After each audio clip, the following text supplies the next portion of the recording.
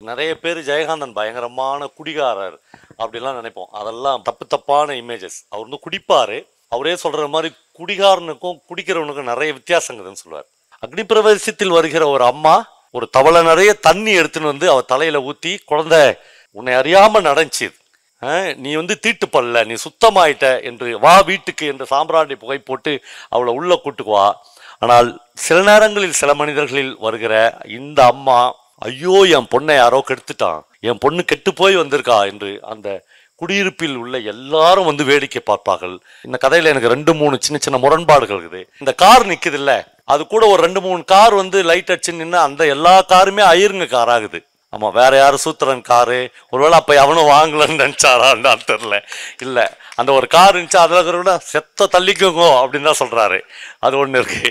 அப்புறம் வந்து இந்த கதையில வந்து மிஸ்ஸஸ் மனுவேல் அப்படின்னு ஒரு கேரக்டர் இருக்குது. அந்த மிஸ்ஸஸ் மனுவேல் வந்து எப்பயுமே சிகரெட் பிடிக்கிறவளாகிறா. ஏன் லட்சுமி சரஸ்வதி யாரோனாலும் எழுதி சிகரெட் பிடிக்கிறவங்களா காட்டிருக்கலாம். இந்த இந்த தமிழ் சினிமாவில் முஸ்லீம்கள் தான் தீவிரவாதிகள்னு காமிப்பாங்களே, அந்த மாதிரி ஒரு சில ஏன் அப்படி எழுதினாருன்னு கேட்டது. அதுக்கு எனக்கு பல்லவன் பதில் சொன்னார். போகும்போதே அவங்க அம்மா சொல்லி அனுப்புகிறாங்க, அந்த வீட்டில் ஒரு மாமி இருப்பா, அந்த மாமிக்கு நாங்களாம் வச்சுக்கிற பேர் வாழும் நாகம். தப்பி தவறி கூட அந்த மாமிகிட்ட பேச்சு கொடுத்துடாத, அந்த மாமி முகத்தை பேசிடாத, பார்த்துடாத என்று சொல்லி அனுப்புகிறார்கள். நம்மளே ஒரு மனுஷன் மேலே இந்த மாதிரியான இமேஜஸ் இல்லை, அப்படி சொல்கிறாங்கன்னு அதுலேயே நாம் வந்து அந்த பொது புத்திக்கு ஆளாயிட்டோம்னா அவ்வளோதான், வாழ்க்கை நரகம். நீங்கள் அனலைஸ் பண்ணி பார்க்கணும். வயது, உடை, கம்பீரம், அந்தஸ்து, இது எல்லாம் மனித மனதிற்குள்ளாக இருக்கிற வக்ரத்தை மூடி மறைக்கிற ஆயுதங்கள் என்பதை எப்பொழுதும் ஒரு எழுத்தாளன் கற்று வைத்திருக்கிறான். ரூமுக்கு வந்த பிள்ளைய அப்பா என்ன பண்ணோம், வாரி அணைச்சி முத்தம் கொடுத்து, தம்பி நான் ஒன்றும் வாழும் நாகம்லாம் கிடையாதுடா, நான் ஒரு அருமையான அப்பா, தினந்தோறும் அப்பா வந்து பாருன்னு சொல்லல. இவன் என்ன பண்ணுவான், உட்காருன்னு கதவை சாத்திட்டு ஒரு ஐஸ் கியூப் போட்டு ஒரு ட்ரிங்க் கொடுப்பான் அந்த பையனுக்கு. அந்த குழந்தை சொல்லும், ஐயோ இதெல்லாம் குடிக்க மாட்டேன்னு சொல்லிட்டு, உடம்புக்கு நல்லதுடா, சளிலாம் போயிடும், எங்க அப்பா எப்படிதான்டா குடுத்து என்ன வளர்த்தாரு, ஞான பால்டா, இதெல்லாம் அந்த பையன் வாங்கி குடிச்சிடுவான். அப்பா எந்த அப்பாவும் பிள்ளைக்கு வந்து கெட்டு போறதுக்கு ஏதாவது கொடுப்பாரா அப்படின்னு வாங்கி குடிச்சிடும். அங்கேயே வாந்தி வந்து அம்மா மேல வாந்தி எடுத்து அந்த அந்த அம்மா சொல்லுவா, அட நாயே, செத்தாலும் உங்க அப்பா செத்துக்கிறாடோ, அந்த ரூமுக்கு போவாத அப்படின்னு ஆச்சரியம். இன்னைக்கு நான் வந்து உங்களுக்கு ஒரு கிஃப்ட் வாங்க போறேன்னு சொல்லுவான். இவனுக்கு ஆச்சரியமா இருக்கும், நமக்கும் ஆச்சரியமா இருக்கும், என்ன கிஃப்ட் அப்படின்னு. அவன் வந்த உடனே ஒரு அழகான லுங்கி வாங்கி கொடுப்பான். அந்த வீட்டுக்கு வந்த உடனே லுங்கி கட்டிக்கோ, சௌரியமா உட்கார். எதிர் வீட்டு பொம்பளை பாக்குறாளா, அந்த மாமி அவ மனசுக்குள்ள வெம்பி வெம்பி சாவான்னு நினைக்கிறேன். நம்ம வீட்லயும் ஒரு மாமா இருக்காரு, இந்த மாமாலாம் ஒரு நாளும் இப்படி ஒரு சிகரெட் குச்சி நம்ம பார்த்தது இல்லையே, ஒரு விஸ்கி குச்சி நம்ம பார்த்தது இல்லையே. மாமா தீர்த்தமா மட்டும்தானே குடிக்கிறாரு, அவ பாரு ஃபாரின் தீர்த்தமா குடிக்கிறாரு அப்படின்னு அந்த வந்து அவளை பார்த்துட்டு சிகரெட் படைப்போம். நான் சிரிச்சுக்கினேன் அந்த சீன்லாம், பிரமாதமான சீனு அப்படின்னு. இப்போ ரொம்ப சௌரியமா அவன் டெய்லி வர நண்பர்களே, பிரமாதமான ஒரு இடம் இப்போ நான் சொல்ல போகிற இடம். இன்னைக்கு காலையில் எனக்கு ஒருத்தர் வந்து மெசேஜ் பண்ணியிருந்தார், ஜெயகாந்தன் கதைகளை சொல்லும்போது மட்டும் உங்களுக்கு அந்த பிசாசு பிடிச்சிடுது அப்படின்னு கேட்டிருந்தேன். என்னென்னா, எனக்கு டக்குன்னு சுந்தரராமசாமி ஞாபகம் வந்துச்சு. ஒரு எழுத்தாளனாக ஜெயகாந்தன்கிட்ட இருக்கிற கலை நுட்பங்கள், எனக்கு அது குறித்து எனக்கு ஒரு வேறுபட்ட கருத்துகள் இருந்தாலும் கூட, ஒரு ரைட்டர்னால் எப்படி இருக்கணும் அப்படின்னு ஜெயகாந்தன் தான் மாடல். ஒரு எழுத்தாளனா எவ்வளோ கம்பீரத்தோடு இருக்கணும் அப்படின்னு அவர் தான். நான் அதை பற்றி ஏராளமான விஷயங்கள் பேசியிருக்கேன். ஆனால் இன்றைக்கி மதியானம் 2 மணிக்கு லெனின் சார் வந்தார். ஒவ்வொரு முறையும் ஒரு நண்பர்களை பார்க்கும் போதெல்லாம் புதிதாக ஜெயகாந்தனுடைய வாழ்க்கையிலேருந்து ஒரு விஷயம் கற்றுக்கொண்டே இருக்கிறோம். அவர் வந்தோடனே என்கிட்ட அந்த ஹோட்டலில் உட்காந்து ஒரு காஃபி குடிச்சிட்டு ஒரு விஷயம் சொன்னார். சாயங்காலம் ஒரு 7-8 மணிக்கு, நிறைய பேர் ஜெயகாந்தன் பயங்கரமான குடிகாரர் அப்படிலாம் நினைப்போம். அதெல்லாம் பயங்கரமான தப்பு தப்பான இமேஜஸ். அவர் வந்து குடிப்பார். அவரே சொல்கிற மாதிரி குடிகாரனுக்கும் குடிக்கிறவனுக்கும் நிறைய வித்தியாசங்குதுன்னு சொல்லுவார். ரொம்ப நுட்பமாக சொல்லுவார் அந்த விஷயத்தை. இந்த சில நேரங்களில் சில மனிதர்கள் கதையில் கூட அது வந்து அது வந்து நிறைய இடங்களில் எதிரொலிக்கும். ஒரு நாள் நான் மாலை வந்து நண்பர்களோடு சேர்ந்து குடிக்கிறதுக்கு ரெடியாகின்னு இருக்கும்போது அந்த பொருள்கள்லாம் வச்சுருக்கும்போது யாரோ ஒருத்தர் சொல்கிறாரு, ஒரு வயசான அம்மா உங்களை சந்திக்க வந்திருக்காங்க ஜேகே அப்படின்னு. உடனே அவர் வந்து இது எல்லாத்தையும் எடுங்கன்னு சொல்கிறார். எல்லாத்தையும் எடுங்க அப்படின்னு எல்லாத்தையும் எடுத்து வச்சோடனே அந்த அம்மா வருது. வந்து ஜேகே, ஏன் ஜேகே இப்போலாம் நீங்கள் எழுதுறதில்ல அப்படின்னு கேட்குது. நிறைய இடங்களில் ஜேகே கடைசி காலங்களில் சந்தித்த ஒரே வார்த்தை தான், ஏன் நீங்கள் நிறைய எழுதுறதில்ல அப்படின்னு. நான் ஒரு தடவை கேட்டப்போ என்கிட்ட என்ன சொன்னார், இல்லை எழுதி தான் இந்த பேர்லாம் சம்பாரிச்சிக்கிறேன், அதெல்லாம் எழுதியே கெடுத்துக்கூடாதுன்னு எழுதுறதில்லன்னு சொன்னார். அந்த அம்மா வந்து கேட்டப்போ என்ன சொல்லியிருக்காரு, நான் எழுதுறதெல்லாம் படிச்சிட்டிங்களோ அப்படின்னு கேட்டுக்கிறாரு. அந்த அம்மா இன்னொரு ஜெயகாந்தனோட பெரிய ஆள் போல. அந்த அம்மா எல்லாத்தையும் படிச்சுட்டா ஜேகே இது எல்லாம் புரிஞ்சிச்சோ, எல்லாமே புரிஞ்சிச்சு இல்லை இது. அதாவது வழக்கமாக புரியல படிக்கலன்னு தான் பதில் வரும். அந்த அம்மா வந்து ரொம்ப எல்லாமே புரிஞ்சிச்சு ஜேகே, இனிமேல் எழுதுறதுக்கு தான் காத்துனுக்குறோம் அப்படின்னு. இந்த இந்த சம்பாஷணை அப்படி போயின்னு இருக்கும்போது இந்த நாவலில் வர கங்காவை பற்றி ஒரு கேள்வி கேட்டு, அது ரொம்ப முக்கியம். இந்த நாவலில் வர கங்காவை பற்றி போகிற வரவங்களாம் ஜெயகாந்தன்கிட்ட கேள்வி கேட்டுக்கிறாங்க. அவர் பயங்கர ஒரு பீரியடில் எரிச்சலாகிறார். எரிச்சலாகிட்டு அவர் சொல்லிக்கிறாரு, நீங்கள் வந்து கங்காவை கடைசியில் அப்படி ஆக்கியிருக்கூடாது ஜேகே அப்படின்னு எல்லாரும் சொல்லும்போது அவர் ரொம்ப அழகான ஒரு வரி சொல்கிறாரு. ஒரு வாசகனுக்கே அந்த கதாபாத்திரன் மீது அவ்வளவு அன்பும் பிரியமும் இருக்கும் என்றால் அதை படைக்கிற எனக்கு எவ்வளோ பிரியமும் அன்பு இருக்கும். நான் என்னுடைய கதாநாயகி விட்டுருவேனா? அப்புறம் நீங்கள் வந்து வாசித்து தொடர்ந்து சென்று ஒரு கதையில் முடிவு என்னன்னு பார்க்குறீங்க, நாங்கள் முடிவு பெற்ற ஒரு வாழ்க்கையை தான் எழுதுகிறோம்ன்றார். ஏற்கனவே வாழ்ந்து முடிக்கப்பட்ட ஒரு வாழ்க்கையை தான் ஒரு எழுத்தாளன் எழுதுகிறான். அதனால் முடிவு செய்து தான் எழுதுகிறோம், இப்படி தான் இருக்கணும்னு என்று பிரமாதமான 2 வரிகளை அவர் சொல்கிறார். ராமன் சரையு நதியில் மூழ்கி செத்து போக வேண்டும் என்று எந்த எழுத்தாளனுக்குத்தான் ஆசைன்னு கேட்கிறார். பூமி பிளந்து சீதை உள்ளே போய்விட வேண்டும் என்று எந்த எழுத்தாளன் ஆசைப்படுவான்? ஆனால் அப்படிதான் நடந்துச்சு. ஏன் நீங்களாம் போய் அவங்களெல்லாம் கேள்வி கேட்கல என்று சொல்கிறார். இப்போ இந்த துயரத்தை கங்காவை தொடர்ந்து நுட்பமாக தொடர்ந்து வருகிற ஒரு வாசகன் கங்காவினுடைய மன இயல்புகளை கண்டிப்பாக புரிஞ்சுக்க முடியும். அது வந்து ஜெயகாந்தனால் பிளான் பண்ணி அப்படி ஒரு கேரக்டர் செதுக்க முடியாது. எந்த எழுத்தாளனாலும் எழுதும் போதே அப்படி ஒரு கேரக்டர் வந்துடும். அந்த பொண்ணை நீங்கள் தொடர்ந்து கவனிச்சினே வந்தீங்கன்னா அவருடைய மன இயல்புகளை அவள் இந்த இடத்துக்கு தான் போவா அப்படின்னு உங்களால் ஈஸியாக கண்டுபிடிச்சிட முடியும். ஆனால் நீங்கள் அப்படி படிக்கலை, நீங்கள் வந்து ஒரு பொழுதுபோக்குக்காக படிக்கிறீர்கள். பொழுதுபோக்குக்காக படிக்கிற வாசக மனம் அவள் இப்படியெல்லாம் இருக்கக்கூடாது, இப்படியெல்லாம் இருக்க வேண்டும் என்று நீங்களே முடிவு செய்து கொள்கிறீர்கள். நீங்கள் முடிவு செஞ்சது மட்டும் இல்லாமல் ஒரு எழுத்தாளனையும் இப்படி எழுதேன், ஏன் போய் அவளை இப்படி பண்ணிட்ட என்று நீங்கள் வந்து நிர்பந்திக்கிறீங்க. அப்படி இல்லை, உங்களை விட அவள் மீது எனக்கு ரொம்ப பரிதாபமான நிலை என்று இல்லை, அவள் இப்படித்தான் இருக்க வேண்டும் என்று நான் ஆசைப்படுவேன், இதை பற்றி நீங்கள் விவாதித்துக் கொள்ளுங்கள் என்று சொல்லிவிட்டு ஒரு அருமையான வார்த்தையை சொல்கிறார். நிறைய எழுத்தாளர்கள் இந்த வார்த்தையை மாற்றி மாற்றி சொல்கிறாங்க. அவர் சொல்கிறாரு, வாழ்க்கை ஒன்றும் நீங்கள் நினைப்பது மாதிரி அவ்வளோ சௌரியமாக ஒவ்வொரு இடத்திலும் சப்பனம் கால் போட்டு உட்கார்ந்து கொண்டு இருக்கவில்லை என்று சொல்கிறார். நம்ம நினைக்கிறோம் இவ்வளோ நல்லா முடிஞ்சிடும் இந்த லைஃப், அப்படிலாம் இல்லை.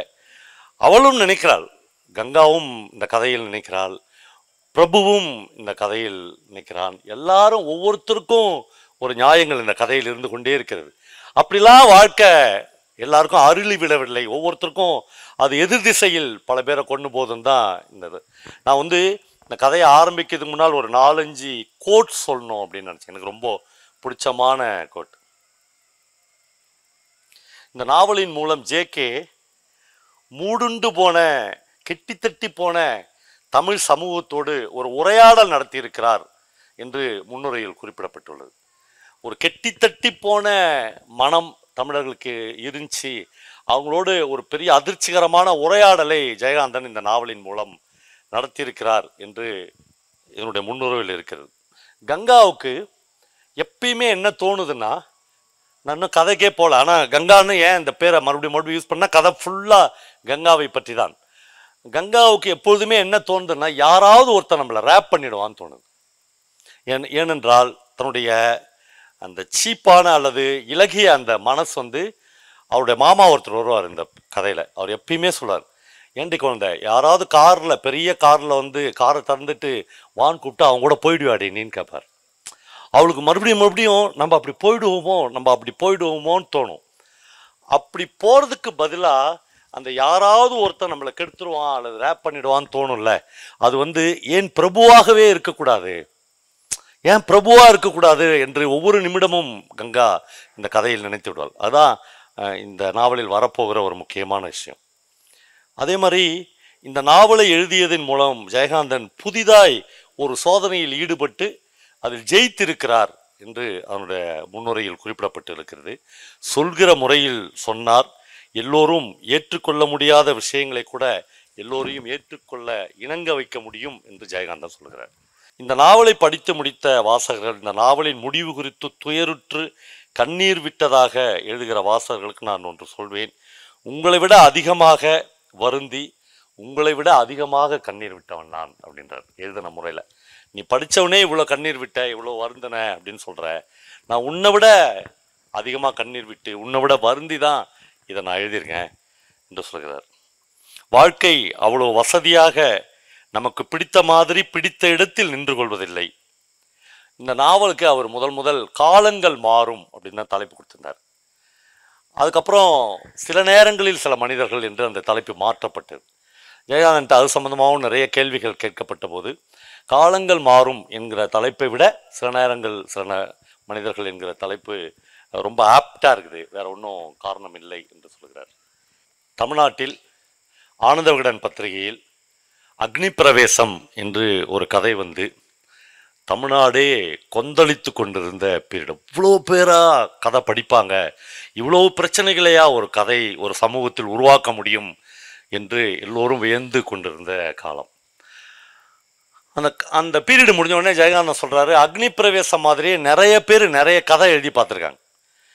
ஏன்னா அவ்வளோ பெரிய தாக்கத்தை ஒரு சமூகத்தில் ஒரே ஒரு சிறுகதை ஒரு ஒரு குறுநாவல் அல்லது சிறுகதை ஏற்படுத்தியிருக்கிறது.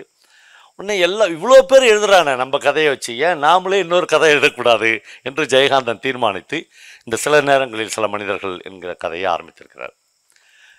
அக்னி பிரவேசம் கதை இந்த கதைக்குள்ளேயே ட்ராவல் ஆகும். தனியாக அந்த கதையை நாம் படிக்க வேணாம். இந்த கதைக்குள்ளேயே அதை மையப்படுத்தி தான் ஜெயகாந்தன் சில நேரங்களில் சில மனிதர்கள் என்கிற கதையை எழுதுகிறார். அக்னி பிரவேசம் கதையினுடைய கதாநாயகியினுடைய பெயர் கங்கா. அதே கங்காவைத்தான் ஜெயகாந்தன் ஒரு சென்னையில் போகிற ஒரு பஸ்ஸில் காமிக்கிறார். நர்சிங்கி வேண்டுமென்றே அவளை உரசி மிக பேரழகி அந்த கங்கா. பேரழகி மட்டுமில்லை, அவளை ஒரு அசடு மாதிரி அவளுக்கு ஏற்பட்ட ஒரு சின்ன சம்பவத்தால் சமூகம் பார்க்க ஆரம்பிக்கும் போது நானாடா அசடு, நான் எவ்வளவு கம்பீரமான பெண், நான் எவ்வளவு தீர்மானமாக முடிவெடுக்கக்கூடிய பெண், நான் ஒரு ஆணை விட எவ்வளவு உச்சத்தில் இருக்க வேண்டிய பெண் என்று தன்னுடைய செய்கையின் ஒவ்வொரு இடத்திலும் அந்த கங்கா தன்னை நிரூபித்துக் கொண்டே இருப்பாள். அந்த கதை முழுக்க நிரூபித்துக் கொண்டிருப்பாள். நீங்கள் கற்பனை செய்து கொள்ள வேண்டும் என்பதற்காக மட்டுமே நான் ஒரு விஷயத்தை சொல்கிறேன். அந்த கங்கா பாத்திரத்தில் தமிழில் நடிகை லக்ஷ்மி நடித்திருப்பார்கள். இப்போதான் சமீபத்தில் ஒரு ரெஃபரன்ஸ்க்காக அந்த படத்தை பார்த்தேன். ரொம்ப ஒரு ஆப்டான தேர்வு தான் அது. அதை எடிட் பண்ண லெனின் சார்லாம் அங்கே எதிரில் உட்காந்துக்கிறார். அவங்க அப்பா தான் அந்த படத்தை டைரக்ட் பண்ணார், இந்த சில நேரங்களில் சில மனிதர்களை. அந்த கங்கா வந்து அந்த பஸ்ஸில் போகும்போது ஒருத்தன் வந்து வேணும்னே உரசுறான். அவளுக்கு வந்து ரொம்ப நேரம் தாங்க முடியல. அப்புறம் டக்குன்னு ஒரு இடம் கிடச்ச உடனே இடத்துல உட்காந்து அவனை பார்க்குறான். இந்த உரசனவன் ஒரு 40-45 வயசு இருக்கும் அவனுக்கு. பஸ்ஸை நிறுத்த சொல்லி அவனை இறங்கி சரி வாடா போய் குடும்ப நடத்தலான்னு கூப்பிடலாமா அப்படின்னு தோணுது அவளுக்கு. அப்புறம் எந்த நாயும் அதுக்கு வராது அப்படின்னு அவளுக்கு தெரியும். இப்படி கசங்கி நசுங்கி போய் ஆஃபீஸுக்கு போய் ஆனந்த விகடன் பத்திரிகையை படிக்க ஆரம்பிக்கிறாள். அதில் அக்னி பிரவேசம் என்கிற ஒரு கதையை ஆர்கேவி என்கிற ஒரு எழுத்தாளர் எழுதியிருக்கிறார். இப்படித்தான் சில நேரங்களில் சில மனிதர்கள் தொடங்குகிறது.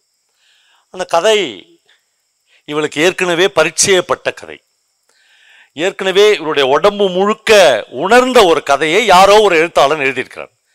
ஒரு சென்னையில் ஒரு பிரபலமான பெண்கள் கல்லூரி, சாயங்காலம் காலேஜ் விட்ட உடனே அடை மழை ஒன்று பெய்கிறது. எல்லாரும் எங்கே போகிறதுன்னு தெரியல. இவளுக்கு வழக்கமாக வர வேண்டிய பஸ்ஸு வரல. திடீர்னு பார்க்குறா இவன் மட்டும்தான் அந்த மரத்தடியில் நிற்கிறாள். யாருமே இல்லை. எல்லாருக்கும் வந்த பஸ்ஸு போயிடுச்சு. எல்லாரும் பஸ்ஸில் ஏறி போயிட்டாங்க. தனியாக பார்க்குறா யாருமே இல்லை. இவன் மட்டும் தன்னந்தனியாக நிற்கிறாள். மழை சோ என்று பெய்து கொண்டே இருக்கிறது. என்ன பண்ணுறது அப்படின்னு தெரியாமல் நிற்கிற போது ஒரு பெரிய கார், படகு மாதிரி இருக்கிற அந்த காலத்தில் இருக்கிற ஒரு ஃப்ளைமவுத் கார் வந்து அப்படியே தண்ணியை பீச்சடிச்சுன்னு இவள் முன்னால் வந்து நிற்கிது. பின்னாடியே வந்து அவன் வந்து இவர்கிட்ட எதுவுமே கேட்கல. போய் பின் கதவை திறந்து கெட்டின். இந்த நாவல் முழுக்க அவ்வளவு பேரும் இங்கிலீஷ் பேசுகிறார்கள். இந்த நாவலில் ஏராளமாக தமிழை விட ஆங்கிலம் எல்லாருடைய உரையாடல்களில் வந்து கொண்டது. கெட்டின் என்று சொல்கிறான்.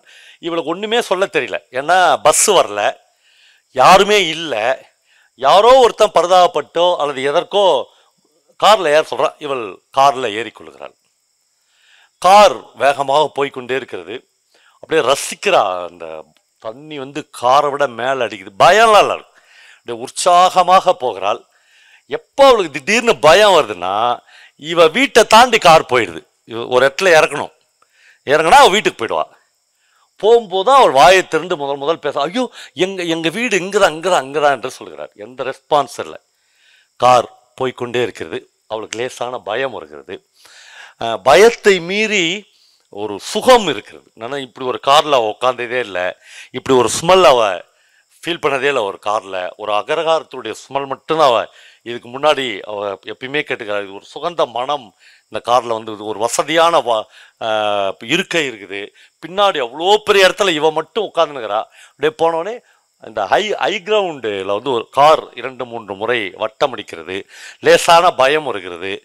லேசான பயத்தை மீறிய லேசான ஒரு சௌரியம் இருக்குது. ரெண்டத்தையும் அந்த மனநிலைகளை ரொம்ப பிரமாதமாக ஜெயகாந்தன் எழுதுகிறார். அப்போ டக்குன்னு கார் ஒரு இடத்தில் நிற்கிறது. அந்த காரை ஓட்டி கொண்டிருந்தவன் காரை வந்து பின்னாடி திறக்கிறார். திறந்து அந்த ஒரு ப்ளூ கலர் லைட் லேசாக எரிந்து கொண்டிருக்கிறது. அதற்கு பிறகு அவன் அப்படியே இந்த பெண்ணின் மீது கவிழ்கிறான்.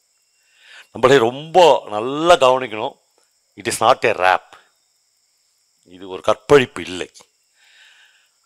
இவளால் ஒரு கற்பழிப்பு என்றால் உடனடியாக அதை தடுத்திருக்க முடியும், கத்தியிருக்க முடியும், சம்மதித்திருக்க கூடாது. ஆனால் ஏதோ ஒரு கட்டத்தில் அவள் வந்து எந்த எதிர்ப்பையும் தெரிவிக்காமல் அதற்கு சம்மதிக்கிறாள். அப்படியே எல்லாம் முடிந்து விடுகிறது. எல்லாம் ஃப்ராக்ஷன் ஆஃப் த செகண்ட். முடிஞ்ச அடுத்த செகண்டு இந்த பொண்ணு அப்படியே தலையில் அடிச்சுன்னு ஓன்னு அழுகுறான். அவன் பதறிடுறான். நான் அவன் என்ன நினைக்கிறான்னா, இவளுடைய சம்மதத்தோடு தான் இது நடந்துச்சுன்னு இந்த நிமிஷம் வரல நினைக்கிறான். இவ அழுத பிறகு இல்லை, இவருடைய அந்த இன்னோசன்ஸை, இவருடைய அமைதியை, இவருடைய மௌனத்தை தாம் பயன்படுத்திக்கணும் அப்படின்னு அவனுக்கு தோணுது. ஐயோ, நம்ம பெரிய தப்பு பண்ணிட்டோமே.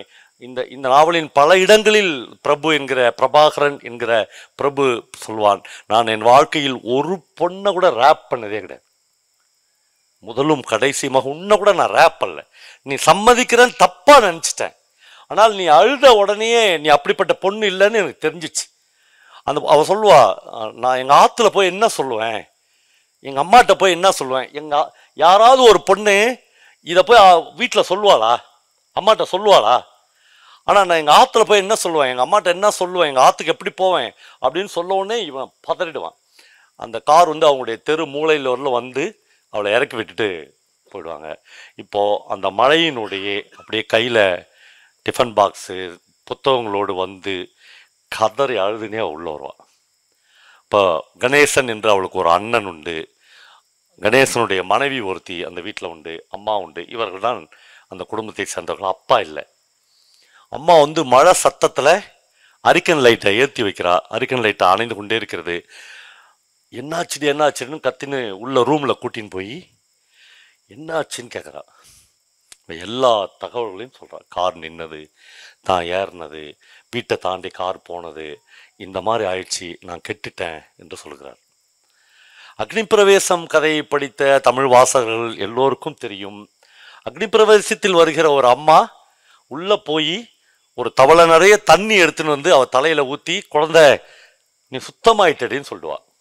உன்னை அறியாமல் நடந்துச்சு, நீ வந்து தீட்டு பண்ணல, நீ சுத்தமாயிட்ட என்று வா வீட்டுக்கு என்று சாம்பிராணி புகை போட்டு அவளை உள்ள கூட்டுக்குவா. ஆனால் சில நேரங்களில் சில மனிதர்களில் வருகிற இந்த அம்மா ஊரை கூட்டுவாள். ஐயோ, என் பொண்ணை யாரோ கெடுத்துட்டான், என் பொண்ணு கெட்டு போய் வந்திருக்கா என்று அந்த குடியிருப்பில் உள்ள எல்லாரும் வந்து வேடிக்கை பார்ப்பார்கள். சொன்ன பிறகுதான் அவளுக்கு தெரியும், ஐயோ நம்ம பொண்ணை நாமளே இப்படி தூஷிக்கிறோமே என்று. இல்லை, என் பொண்ணு இவ்வளோ நேரம் பொறுத்து மழையில நனைஞ்சின்னு வந்திருக்காருன்னா நான் திட்டுறேன், எல்லாம் போங்க போங்க. அதுக்குள்ள அகர்ஹாரம் முழுக்க ஒரு காட்டு தீ மாதிரி இந்த விஷயம் பரவ ஆரம்பித்து விடும். இப்போ இந்த பொண்ணு அந்த நாவலில் ஒரு இடத்தில் வருகிறது. இந்த நாவலுக்கு 12 வருடம் பொறுத்துதான் இந்த நாவலுடைய அடுத்த பாகம் தொடங்குகிறது. அதில் ஜெயகாந்தன் எழுதுகிறார், கங்கா மூலமாக சொல்கிறார், அன்றைக்குத்தான் அவள் அம்மாவை கடைசியாக அம்மா என்று அவள் அழைத்திருப்பாள். கொஞ்சம் அவள் நிதானமாக இருந்திருந்தா இவள் வாழ்க்கை இவ்வளவு பிரச்சனைக்குரியதாக, இவ்வளவு துயரம் நிறைந்ததாக, இவ்வளவு கவலைக்குரியதாக, இவ்வளவு கண்ணீர் மல்கியதாக மாறியிருக்காது. இவ அம்மாட்ட சொன்ன உடனே அவள் உடனே அவங்க அண்ணன் அந்த கணேசன் அவன் டிப்பிக்கல் ஒரு மிடில் கிளாஸ்ல இருக்கிற ஒரு ரயில்வேல வேலை பார்க்குற ஒரு பிராமண வீட்டிலேருந்து ரயில்வேல வேலை பார்க்குற வெத்தலை பார்க்க போடுற ஒரு அண்ணன். 2 பேரும் தரன்னு இழுத்துன்னு வந்து அந்த மழையிலே விட்டுருவான். அம்மாவையும் மகளையும் 2 பேரும் உள்ள சேர்க்க மாட்டேன்னு கதவை சாத்துருவான். அப்படியே இவளுடைய வாழ்க்கை தலைகீழாக மாறுகிறது. இப்போ 12 வருஷத்துக்கு பிறகு இவள் ஆனந்த விகடனில் வந்த அக்னி பிரவேசம் என்கிற ஒரு கதையை வாசிக்க ஆரம்பிக்கிறாள். இவளுடைய கதையை யாரோ ஒருவர் எழுதியிருக்கிறார். தனக்கு மட்டும்தான் தெரியும் அல்லது அவனுக்கு மட்டும்தான் தெரியும் என்று நினைத்திருந்த ஒரு செய்தியை, ஒரு சம்பவத்தை, ஒரு வாழ்க்கை சிதறலை வேறு யாரோ ஒருவன் கவனித்திருக்கிறான், வேறு யாரோ ஒருவன் எழுதியிருக்கிறான். ஒருவேளை அவன்தான் இவனா என்று அவள் நினைக்கிறாள். ஒருவேளை தன்னோடு அன்றைக்கு அந்த உடல் உறவில் ஈடுபட்ட அவன்தான் ஆர்கேவி என்கிற பெயரில் எழுத்தாளனாக எழுதுகிறானோ என்று ஒரு நிமிடம் அவளுக்கு தோன்றுகிறது. ஆனால் அந்த கதையை படிக்க அந்த கதையில் ஒரு இடம் வருகிறது. அந்த இடத்தில் இவளுடைய அம்மா மாதிரி இல்லை அந்த கதையில் வருகிற அம்மா. அந்த அம்மா இந்த பொண்ணு போய் சொல்லி அழுகிற போது ஒரு குடத்து தண்ணி எடுத்து ஊற்றி, நீ சுத்தமாயிட்டடி மகளே, மனசறிஞ்சு நீ தப்பு பண்ணல, நீ நல்லாயிட்ட என்று வீட்டில் அழைத்துக்கொள்ளு. இவளுக்கு கேவி கதறி அழுது அந்த ஆனந்தவிடன் பத்திரிகையோடு வீட்டுக்கு வந்து அவங்க அம்மா மூஞ்சில் அந்த புத்தகத்தை தூக்கி போடுறான். இதில் ஒரு கதை இருக்கு படி என்று சொல்லிவிட்டு தான் போய் குளிச்சுட்டு வரா. அம்மா அந்த கதையை படித்து முடிக்கிறாள். தன் மகளின் கதையை யாரோ ஒருவன் எழுதியிருக்கிறான். அதில் ஒரு அம்மா வருகிறாள். தன்னை மாதிரி தன் மகளை அந்த அம்மா தூற்றவில்லை, தன்னை மாதிரி அந்த மகளை தெருவில் கூட்டின்னு போய் விடவில்லை. அகர்ஹாரத்தில் உள்ளவர்கள் எல்லாம் வந்து காரி துப்புகிற மாதிரி அந்த மகளை அவள் கைவிடவில்லை. அவள் ஒரு கோழி குஞ்சியின் இறகில் இளம் சூட்டில் அணைத்து கொள்ளுகிற மாதிரி அந்த குழந்தையை அணைத்து கொண்ட, நான் ஏன் என் குழந்தையை தெருவில் விட்டேன் என்று அந்த அம்மா கதறி அழுகிறாள். ஒன்றும் சொல்ல. பல நேரங்களில் எழுத்தாளர்கள் அன்டோல்டான நிரப்பப்படாத இடங்களை வாசகனுக்கு விட்டு செல்வார்கள். அந்த மாதிரி தன்னுடைய கதைகளில் அதிகமாக பேசுகிற ஜெயகாந்தன் இந்த இடத்தில் மிக அமைதியாக மௌனமாக கடந்து போகிறார். அம்மா தன்னுடைய ஒன்றுவிட்ட அண்ணனான வெங்கட்ராம ஐயர் என்கிற ஒரு ஐயருக்கு மிக நீண்ட கடிதம் எழுதுகிறார். சீக்கிரமா வாங்க, ஒரு பத்திரிகையில் ஒரு கதை வந்திருக்கிறது, கங்காவின் கதையை யாரோ ஒருவன் எழுதியிருக்கிறான், வாங்க என்று எழுதுகிறார். அந்த வக்கீலுக்கு 70 வயசு இருக்கும். அவரை வெங்குமாமா என்று இவர்கள் குடும்பத்தில் எல்லோரும் அழைக்கிறார்கள். அவர் பெயர் வெங்கட்ராம ஐயர், BA BL. அந்த காலத்தில் ஒரு பஞ்சகச்சம் கட்டி ஆச்சாரம் தவறாத ஒரு பிராமணர்களுக்கே உரிய அந்த கம்பீரத்தோடும் அந்த மிக உயர்ந்த அந்த மனிதர் இவர் வீட்டுக்கு ஒரு டாக்ஸியில் வந்து இறங்குகிறார். 12 வருஷம் பொறுத்து. ஆனால் கங்காவுக்கு வெங்கட்ராம ஐயர் புதிது இல்லை. ஏனென்றால் அவங்க அண்ணன் இவங்க 2 பேரையும் வெளியே தள்ளி கதவை சாத்தினா பாருங்க. என்ன செய்யறதுன்னு தெரியாமல் வெங்கட்ராம ஐயருக்கு தொலைபேசியில் பேசிதான் அவர் வந்து கங்காவை தன் வீட்டுக்கு அழைத்து போகிறார். தஞ்சாவூர்ல இருக்கார். முதல் வெங்கட்ராம ஐயர் கங்காவை அவருடைய தோளில் கை போட்டு, ஒரு கல்லூரி படிக்கிற பொண்ணு, அவர் இவருக்கு 70 வயசு, வாடா குழந்தை, என் வீட்டில் நான் வளர்க்குறேன் என்று கூட்டின்னு போகிறாரு. வெங்கட்ராமர் ஐயர் தான், வெங்கு மாமா தான் இவரை அழைக்கிறார். போகும்போதே அவங்க அம்மா சொல்லி அனுப்புகிறாங்க, அந்த வீட்டில் ஒரு மாமி இருப்பா, அந்த மாமிக்கு நாங்களாம் வச்சுக்கிற பேர் வாழும் நாகம், உயிரோடு இருக்கிற நாகம்னு பேர். தப்பி தவறி கூட அந்த மாமிகிட்ட பேச்சு கொடுத்துடாத, அந்த மாமி முகத்தை பேசிடாத, பார்த்துடாத என்று சொல்லி அனுப்புகிறார்கள். நம்மளே ஒரு மனுஷன் மேலே இந்த மாதிரியான இமேஜஸ் இதில் அப்படி சொல்கிறாங்க அப்படி சொல்கிறாங்கன்னு அதுலேயே நாம் வந்து அந்த பொது புத்திக்கு ஆளாயிட்டோம்னா அவ்வளோதான் வாழ்க்கை நரகம். நீங்கள் அனலைஸ் பண்ணி பார்க்கணும்.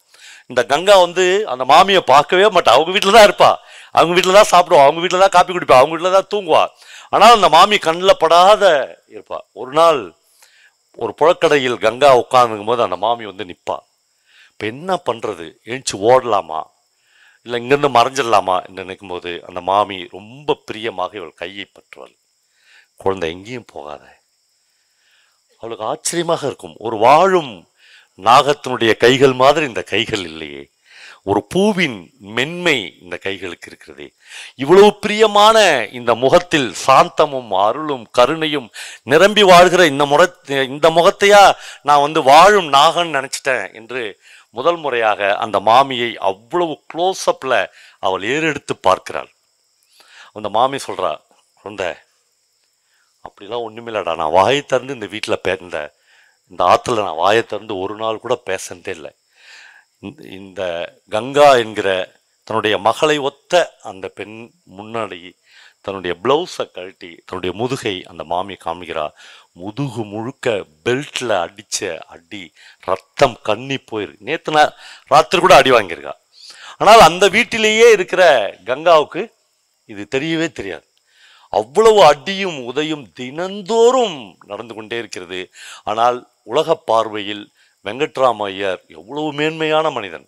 வெங்கட்ராம ஐயர் கோர்ட்டுக்கு போனால் பல ஜட்ஜர்களே எழுந்து நின்று மரியாதை கொடுப்பார்கள். அவ்வளவு மரியாதையும் கம்பீரமும் உள்ள ஒரு ஐயர் வந்து தன்னுடைய மனைவியை தினந்தோறும் அடித்து உதைத்து சித்திரவதை பண்ணுகிற காரணமே கிடையாது. உண்மையிலேயே அது வாழும் நாகம்லாம் இல்லை, அது ஒரு புழு மாதிரி அந்த வீட்டில் அந்த மாமி இருப்பதை அன்றைக்குத்தான் உணர்ந்து கொள்வாள். அதற்கு பிறகு மாமா அந்த வீட்டில் இல்லாத எல்லா தருணங்களிலும் அந்த மாமிதான் கங்காவுக்கு ஒரு ஆத்மார்த்தமான தோழியாக, உரையாடுவதற்குரிய தோழியாக மாறிப்போகிறார். இந்த மாமா தான் கங்காவை படிக்க வைக்கிறார். இந்த மாமா தான் கங்காவை காலையில் காஃபி கொடுத்து எழுப்புகிறார். இந்த மாமா தான் கங்காவுக்கு வாக்கிங் போக கற்றுக் கொடுக்கிறார். ஜெயகாந்தன் மிக மிக நுட்பமாக இந்த கேரக்டரை செதுக்குகிறார். இந்த வெங்கட்ராம ஐயர் என்கிற நண்பர்களே, வயது, உடை, கம்பீரம், அந்தஸ்து, இது எல்லாம் மனித மனதிற்குள்ளாக இருக்கிற வக்ரத்தை மூடி மறைக்கிற ஆயுதங்கள் என்பதை எப்பொழுதும் ஒரு எழுத்தாளன் கற்று வைத்திருக்கிறான். அந்த கதையில் காலையில் 5 மணிக்கு வெங்கு மாமா பெட்டில் படுத்துனுங்கிற கங்காவை எழுப்புவார். அப்படியே அந்த வாக்கிங் ஸ்டிக் இருக்குல்ல, அதில் தட்டி எழுப்புவார். அவள் அப்படியே பதறி அடித்து, காலையில் அப்பாவியாக படுத்துனுங்கிற ஒரு பெட்ரூமில் படுத்துனுங்கிற ஒரு பெண்ணை தட்டி எழுப்புனா வாரி சுருட்டின்னு எழுந்திருப்பாங்க. அப்படி வாரி சுருட்டி எழுந்திருக்கிற போது அவளுடைய தெரிகிற அவருடைய ஆடை விலகல்கள் எல்லாமும் இந்த மாமாவுக்கு அன்னைக்கு காஃபிக்கு பதில் ஒரு மிகப்பெரிய உள்ள பருகுகிற ஆகாரமாக இருக்கும் என்பதை கங்கா மட்டுமே உணர்ந்திருப்பாள். அந்த மாமி கூட தெரியாது. ஒரு நாளும் தன்னுடைய வாழ்க்கையின் முதல் நாளில் அந்த மழையில தான் வீட்டுக்கு கூட்டின்னு வந்த அந்த நாளிலிருந்து கங்காவை தொடாமல் அந்த மாமா பேசினதே இல்லை.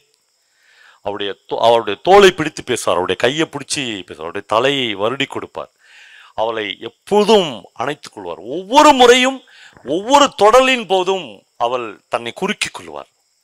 இந்த மனுஷன் கையிலிருந்து நான் விலகி போய்விட்டால் இந்த மனுஷனுடைய ஒவ்வொரு அணைத்தலின் போதும் ஒவ்வொரு அருவறுப்பின் போதும் அவளுக்கு தோன்றுவது, இந்த ஆள் தானே நாம் அனாதையாக நின்று போது கூட்டின்னு வந்தவன், இந்த ஆள் தானே நம்மளுக்கு தூக்கத்தில் காஃபி போட்டு கொடுத்தவன், இவன் தானே நம்மளை எம்ஏ எக்கனாமிக்ஸ் படிக்க வச்சவன், இவன் தானே நம்மளை வாக்கிங் கூட்டின்னு போனவன், நம் உலகத்தின் எல்லா செய்திகளையும் இவன் தானே நமக்கு புகட்டினவன். ஆனால் இவன் ஏன் இவ்வளவு அற்பனாக இருக்கிறான்? ஆனால் இவன் இவ்வளவு அற்பனாக இருக்கிறான் என்கிற செய்தி கங்காவுக்கு மட்டும்தான் பாஸ் ஆகி கொண்டே இருக்கும். இந்த உலகத்துக்கு யாருக்குமே தெரியாது. அவர்களை பொறுத்தவரையிலும் கங்கா அவருடைய பேத்தி வயது உள்ளவள் அல்லது மகள் வயது உடையவள். ஒரு தாத்தாவும் பேர குழந்தையும் வாக்கிங் போகிறார்கள் என்று உலகம் நம்புகிற ஒவ்வொரு வினாடியிலும் அந்த தாத்தாவின் கைகள் இவருடைய உடம்பின் மீது, இவருடைய வளர்ந்த உடம்பின் ஒவ்வொரு இடத்திலும் அருவருப்பை உண்டாக்கி கொண்டே இருக்கும்.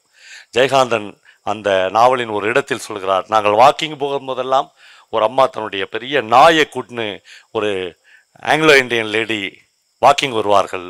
நான் அந்த அம்மாவுக்கு ஒரு பெயர் வைத்திருக்கிறேன், ஏ லேடி வித் டாக் என்று பெயர் வைத்திருக்கிறேன். அந்த அம்மா எனக்கு ஒரு பெயர் வைத்திருப்பார்களா என்று அவள் யோசித்து பார்ப்பாள், ஏ லேடி வித் டைகர். இந்த மாமாவுக்கு டைகர் என்று பெயர். அவருடைய கோர்ட்டில் வாக்குவாதத்தில் அவ என்னை நுட்பமாக கவனித்திருந்தால் நான் ஒரு புலியை கூட்டின்னு தினந்தோறும் வாக்கிங் போகிறேன் என்பதை அவள் புரிந்திருப்பார்களா. அந்த சில நேரங்களில் சில மனிதர்கள் படத்தில் கூட அந்த ஒரு ஷார்ட் பார்த்தேன் நான். அந்த அம்மா வந்து ஒரு நாயை கூட்டின்னு ஒரு வாக்கிங் போவா, இவ இந்த மாமாவை அப்படி பாப்பா, ஒரு புலியை கூட்டின்னு நான் ஒரு வாக்கிங் போகிறேன் என்று. இப்போ 12 வருஷம் பொறுத்து அம்மா லெட்டர் எழுதுறாங்க. லெட்டர் எழுதி, அண்ணா வா, வீட்டில் ஒரு பெரிய பிரச்சனை. பாவம் தான் அந்த அம்மா வந்து கனகம் பேர். அவருடைய நிலைமை யோசித்து பாருங்களேன். தானே தான் பொண்ணை வேணும்னே இல்லை. ரொம்ப பல்லவன் வந்து எனக்கு ஒரு அற்புதமான விஷயத்தை சொன்னார் மத்தியானம் பேசும்போது.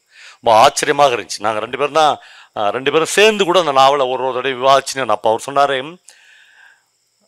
அந்த எழுத்தாளன் ஆர்கேவி இந்த கதையை எழுதுகிற போது அந்த அம்மா தலையில தன்னை ஜலத்தை கொட்டி அவளை சுத்தமாக்கிட்டா. ஏன்னா அவன் எழுத்தாளன். இந்த அம்மா நான் கெட்டிட்டேன்னு சொன்னப்போ ஊரை கூட்டிட்டா. ஏன்னா இவள் சாதாரண மனுஷி. இந்த சாதாரண மனுஷிக்கு இருக்கிற எந்த கான்சியஸும் இல்லாத நம்ம பொண்ணு தானே, அவ பேர் கெட்டுருமே. ஒரு எழுத்தாளருக்கு அப்படி இல்லை. அவன் ரொம்ப கான்சியஸான அறிவுஜீவி. ஒருவேளை நாம் இந்த உலகத்தில் வாழ்கிற நாட்களில் அறிவுஜீவியாக இல்லாது இருப்பது ரொம்ப நல்லது அப்படின்னு எனக்கு தோணும். நான் சாக்கல் சாமி சொல்றாரு, யோ ஒரு எழுத்தாளன்றவன் அறிவுஜீவியா இருக்கவே கூடாதியா, முட்டாளா இருக்கணையா, அப்பதான் அவன் எழுத முடியும் என்று சொல்லுவார். ஒரு குழந்தை மாதிரி இருக்கணையா, அல்லது அவருடைய பாஷையில் அவர் முட்டாளா இருக்கணையான்னு. என்னால் ஒரு எழுத்தாளன் கான்சியஸா ஒரு பொண்ணை காப்பாத்துறான். ஆனா ஒரு அம்மாவுக்கு, பெத்த அம்மாவுக்கு அந்த பொண்ணை வேணும்னேவா வந்து இவளை தெருவில் இழுத்து விட்டா இல்லை. அந்த நேரத்தில் அவளுக்கு அதை மறைக்கணும். இதனால என்னென்ன விளைவுகள் வரப்போகுதுன்னு தெரியாமல் இருக்கும்.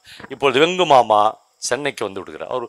அவர் வர கரெக்டாக 5 மணிக்கு எக்மோரில் வந்து இறங்குவார், டாக்ஸி பிடிப்பார், வீட்டுக்கு வருவார். காலையில் வரும்போதே அவருக்கு ஒரு காஃபி இருக்கணும். கனகம் காஃபி போட்டுருவா. குழந்தை என்ன பண்ணுறா அப்படின்னு கேட்பாரு. தூங்குறா. அவருக்கு தூங்குறான்னு உடனே தலைவனுக்கு பயங்கர சந்தோஷமாயிடும். ஏன்னா போய் அப்படி கன்னத்தில் தட்டி எழுப்பார். குழந்தை எந்திரடி, வாக்கிங் போகலாம்.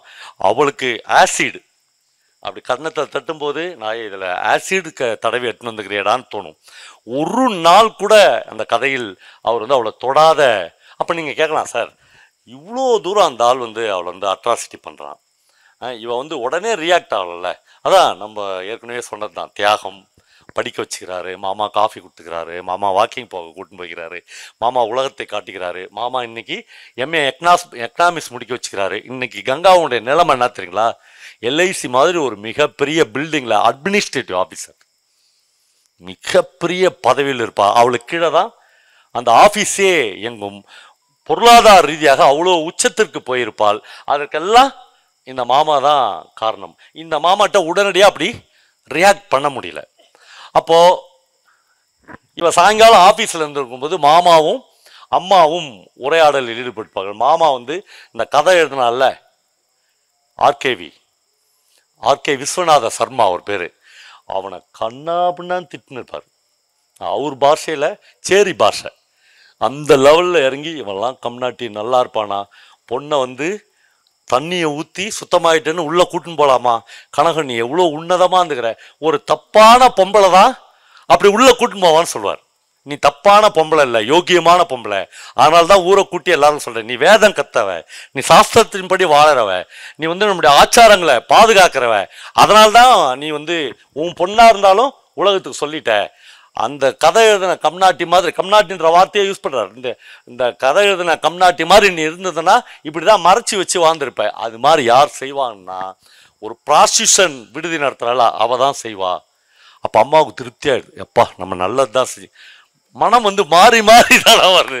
ஓ நம்ம பொண்ணுக்கு நம்ம ஊரை கூட்டினது நல்லது தான் பழகுது, நம்ம அப்படியே கூட்டின்னு போயிருந்தா நாம் இந்த குளத்தில் பிறந்தே இருக்கக்கூடாது பழகுது என்று இந்த உரையாடல் ஃபுல்லாக கங்கா வந்து கேட்டுனே இருக்கா, நிற்கிறா. நின்றுட்டு இப்போ நேரடியாக மாமாவுக்கும் கங்காவுக்கும் ஒரு விவாதம் இருக்கு. மாமா வந்து பயங்கர ஒரு மாஸ்டர் தான் அந்த கதையை எழுத முடியும். பிளேடில் நடக்கிற மாதிரி நடக்கிறார்.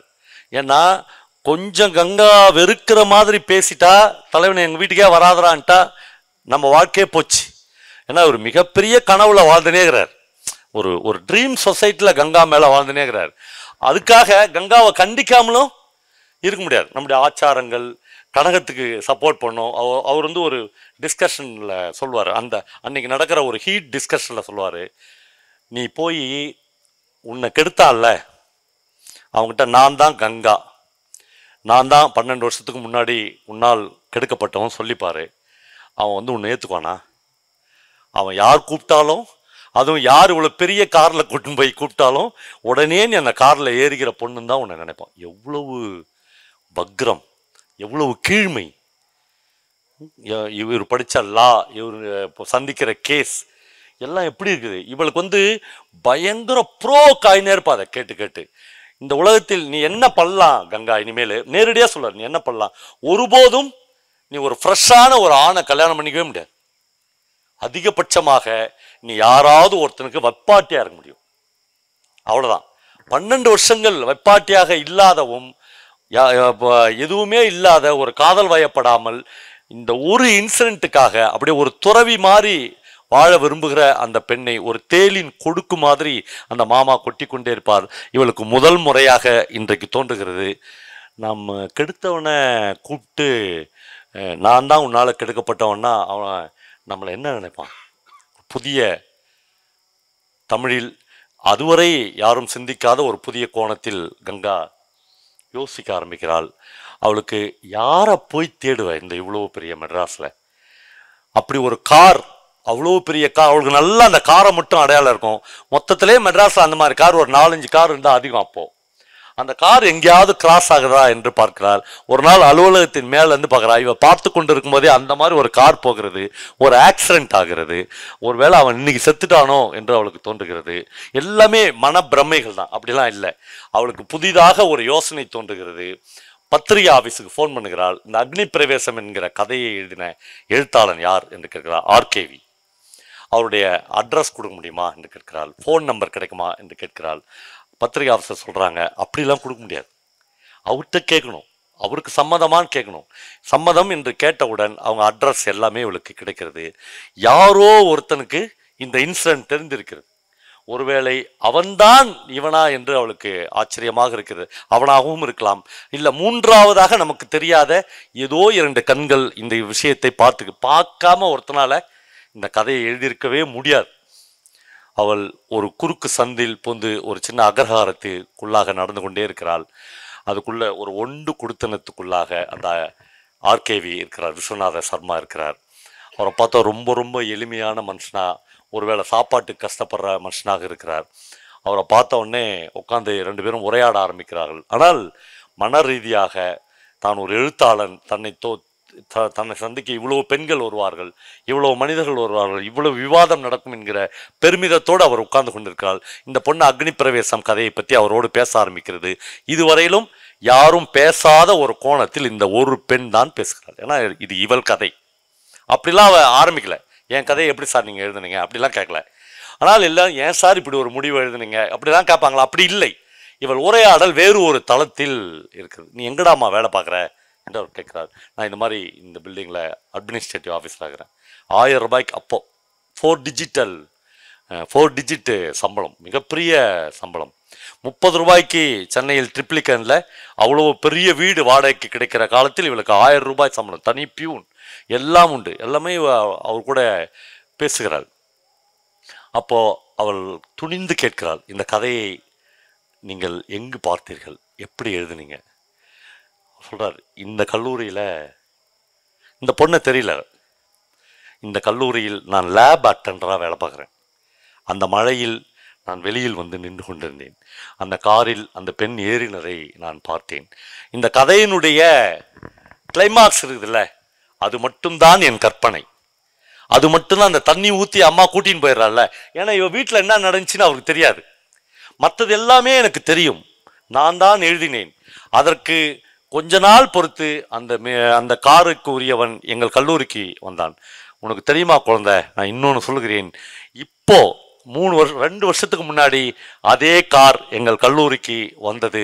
நான் ஆச்சரியமாக லேப் அட்டெண்டர் நான் ஓடி போய் அவனை பார்த்தேன். இப்பொழுது அவன் இந்த நகரத்தினுடைய கனவானாக இருக்கிறான். ஆமாம், டை கட்டி கொண்டு இருக்கிறான், ஷூ போட்டுனுக்கிறான், அப்படியே ஊரில் மிகப்பெரிய மனுஷனாக இருக்கிறான். பிரபு அசோசியேட்ஸ் என்று மிகப்பெரிய கம்பெனி அவனுக்கு இருக்கிறது. அவன் பெயர் பிரபு என்பது முதல் முறையாக கங்காவுக்கு தெரிய ஆரம்பிக்கிறது. இந்த கல்லூரிக்கு எதுக்கு வந்தான்? அவனுடைய பொண்ணை சேர்க்க வந்தான். ஓ, இதே பெண்கள் கல்லூரியில் அவன் பொண்ணும் சேர்ந்திருக்காளா? மறுபடியும் என்னைக்கா ஒரு நாளைக்கு மழை பெய்யுமா என்று அவளுக்கு தோன்றுகிறது. ஒரு அடைமழை பெய்யுமா? எல்லா பெண்களும் பஸ் ஏறி போயிட மாட்டாங்களா என்று அவளுக்கு கிட்டத்தட்ட தன்னுடைய வாழ்க்கை ஒரு வட்டத்துக்குள் எங்க நம்ம நிற்கிறோம் என்பது தெரிய ஆரம்பிச்சு. அது வரலும் அது கூட தெரியல. ஒரு காற்றில் பறக்கிற ஒரு கிழிந்த பேப்பர் மாதிரி சுற்றி கொண்டிருந்த அவள் வாழ்க்கையில் இன்றைக்கு ஒரு புதுசா 2 விஷயம் தெரிந்திருக்கிறது. தன்னோடு அன்னைக்கு உறவில் இருந்தவன் கற்பழித்தவன் இல்லை. தன்னோடு அன்றைக்கு உறவில் இருந்தவன் பெயர் பிரபு.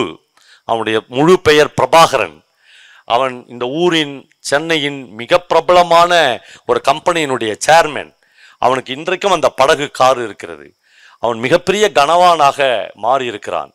அவன்தான் இதற்கெல்லாம் காரணம் என்பதை அவளுக்கு அலுவலகத்தில் வந்து உட்கார்ந்த உடனே ஒரு நட்பாசை வருகிறது. அவங்ககிட்ட பேசி பார்க்கலாமா என்று தோன்றுகிறது. இது கிட்டத்தட்ட இந்த புத்தில் தான் பாம்பு இருக்கிறது என்று தெரிந்து அந்த புத்துல அப்படியே முழு கையும் விட்டு பார்க்கலாம் என்ன ஆயிடுது. பாம்பு தானே கடிக்கும், ஏற்கனவே தான் நான் செத்தா என்கிற ஒரு மனநிலை மனிதர்களுக்கான இந்த மனநிலை மாறி மாறி மனிதர்களுக்கு வந்து கொண்டே தான் இருக்கும். கங்கா ஆஃபீஸ்க்கு போயிட்டு அவன்கிட்ட கேட்குறா, இன்னும் பிரமாதமான ஒரு இடம் இருக்கிறது. அந்த எழுத்தாளனோடு பேசி கொண்டு இருக்கும்போது அந்த எழுத்தாளன் சொல்கிறான், நீ அவனை பார்க்கணுன்னா ஏன்னா இவன் வந்து அப்படி ஒரு கதை நடந்திருக்க வாய்ப்பே இல்லை என்று சொல்லும்போது தன் தரப்பு நியாயத்தை சொல்வதற்கு அவன் சொல்கிறான், இல்லை இப்படி ஒரு நடந்துச்சு, இது கதை இல்லை நிஜம், நீ அவனை தெரிஞ்சுக்கணும் தானே குழந்தை, ஒரு நிமிஷம். ஒரு சோவினர் போய் எடுத்துன்னு வந்து காட்டுறான். இது அவனுடைய கம்பெனியினுடைய ஆண்டு விழாவுக்கு என்னை சீஃப் கெஸ்டாக கூப்பிட்டுருந்தாங்க. இவன் தான் அவன் என்று ஃபோட்டோவே காமிக்கிறான். இவன் ரொம்ப நைஸாக அந்த ஃபோட்டோவை எடுத்துன்னு வந்துடுறான். அதில் கம்பெனி ஃபோன் நம்பர், வீட்டு ஃபோன் நம்பர் எல்லாமே இருக்குது. வீட்டுக்கு ஃபோன் பண்ணுறா, ட்ரங்க் கால் பண்ணுறா. ட்ரங்க் காலை மஞ்சு எடுக்கிறாள், அவனுடைய பொண்ணு எடுக்கிறா. யாரு அப்படின்னு கேட்குறா. இப்போ என்ன சொல்கிறது? நீண்ட இப்போ நிலவுதில்ல அதே மௌனம் அவர்களுக்குள் நிலவுகிறது. யாரு என்று கேட்கிறாள். நான் கங்கா. கங்கான்னா தயவுசெய்து வீட்டு நம்பருக்கெல்லாம் கூப்பிடாதீங்க, ஆஃபீஸ் நம்பர் கூப்பிடுங்க என்று மஞ்சு சொல்கிறாள். இல்லை நான் மிஸ்டர் பிரபுவோட பேசணும், அவர் இல்லை பிஸ்னஸ் விஷயமா பெங்களூர் போய்க்கிறார், எப்போ வருவார்? வர டைம் தான், ஏர்போர்ட்டுக்கு கார் போயிருக்கு, வந்த உடனே பேசுங்க என்று பேசி கொண்டு இருக்கும் போதே பிரபு உள்ளே நுழைகிறான். அப்பா, யாரோ ஒருத்தர் உங்களுக்கு ஃபோன் பண்ணுறாங்க, இவங்களெல்லாம் வீட்டுக்கு ஃபோன் பண்ண வேணாம் சொல்லுங்கள், ஆஃபீஸ் விஷயத்தை ஆஃபீஸோடு வச்சுக்க சொல்லுங்கள் என்று ஃபோன் ரிசீவரை பிரபுகிட்ட கொடுத்துட்டு மஞ்சு மாடி ஏறி போய் விடுகிறாள். பிரபு, ஹலோ பிரபு ஹியர் என்று கேட்கிறான். 12 வருஷத்துக்கு முன்னாடி அந்த அடை மழையில் இவன் குரலை அவள் கேட்டதே இல்லை. 12 வருஷத்துக்கு முன்னாடி அந்த கொட்டுகிற மழையில் இவன் உருவம் அவளுக்கு மங்களாக ஞாபகம் வருகிறது. இவன் பெயர் தெரியாது, ஒன்றொன்றாக இந்த ஒரே நாளில் தெரியாமல். அவன் பெயர் பிரபு.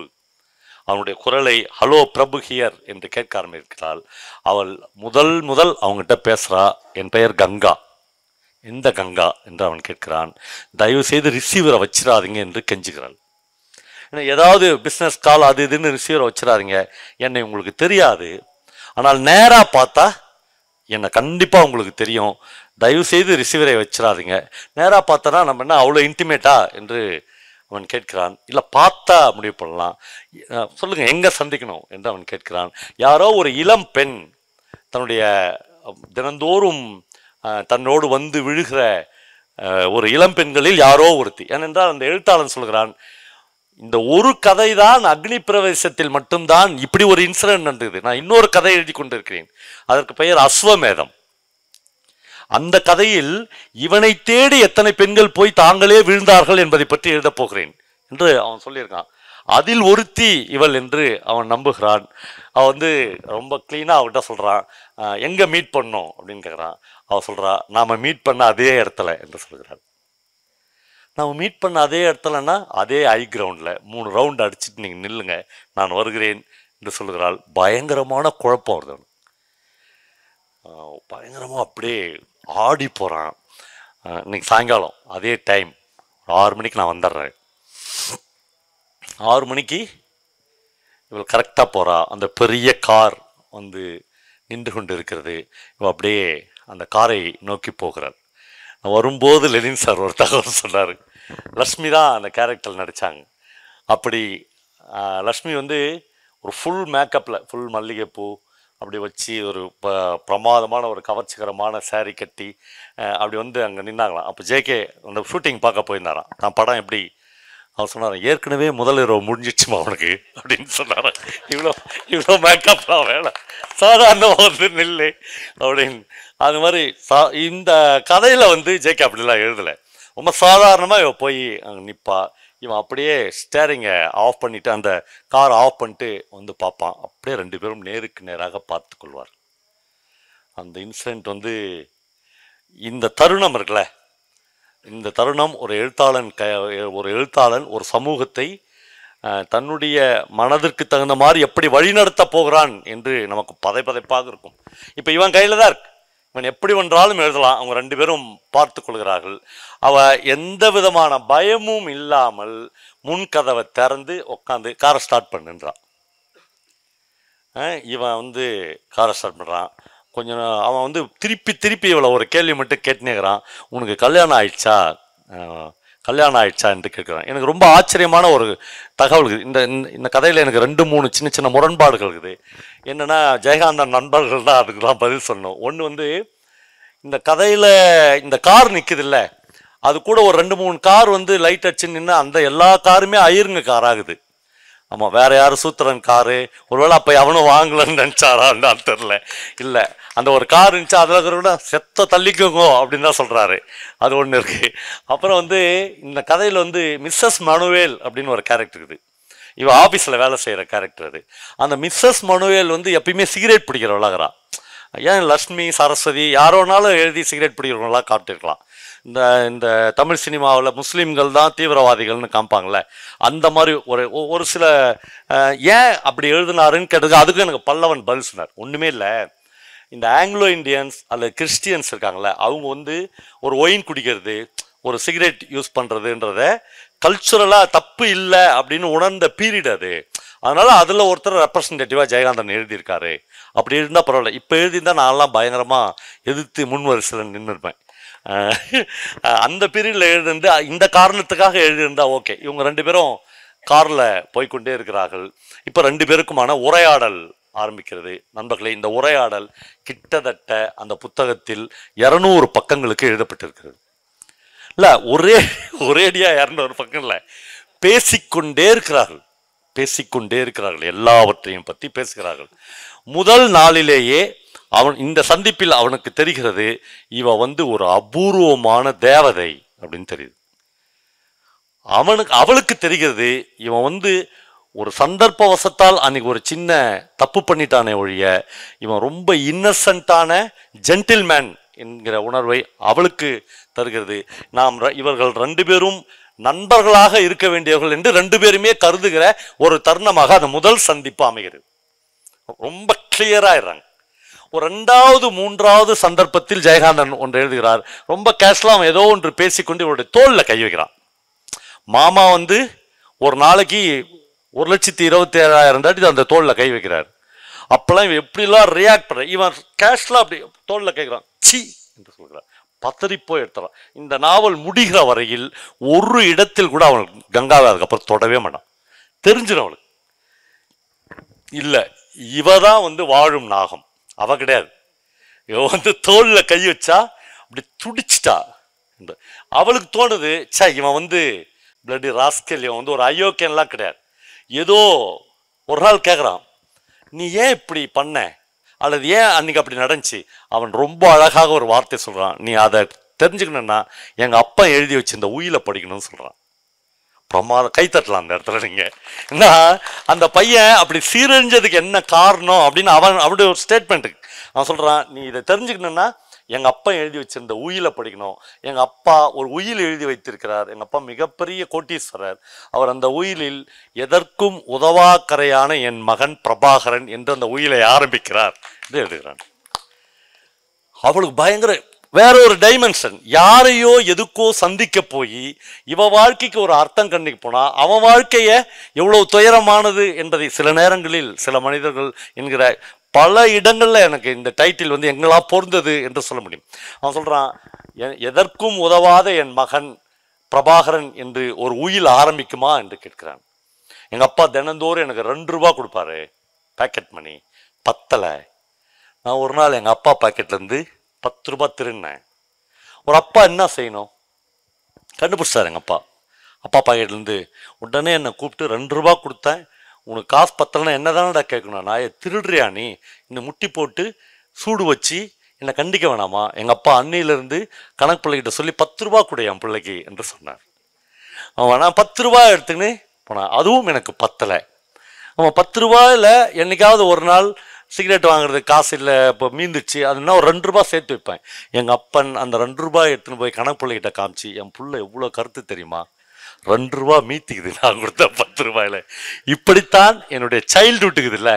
அதில் வந்து நான் சீரழிக்கப்பட்டேன். கடைசியில் எங்கள் அப்பா அந்த உயிலில் என்ன எழுதி வைத்திருக்கிறார் என்றால், ஒரே நாளில் என்னுடைய மனைவியை கோட்டீஸ்வரியாக என் அப்பா, அவள் பேர் பத்மா, அந்த வீட்டில் அவள் சாதாரண ஒரு ஒய்ஃபாக இவங்க வீட்டுக்கு வந்திருப்பா. இந்த உதவாக்கிற பிள்ளை எப்படா திருத்துறதுன்னு அந்த மாமனார் யோசித்து நோபல் பரிசு கொடுக்கணும் அவருக்கு.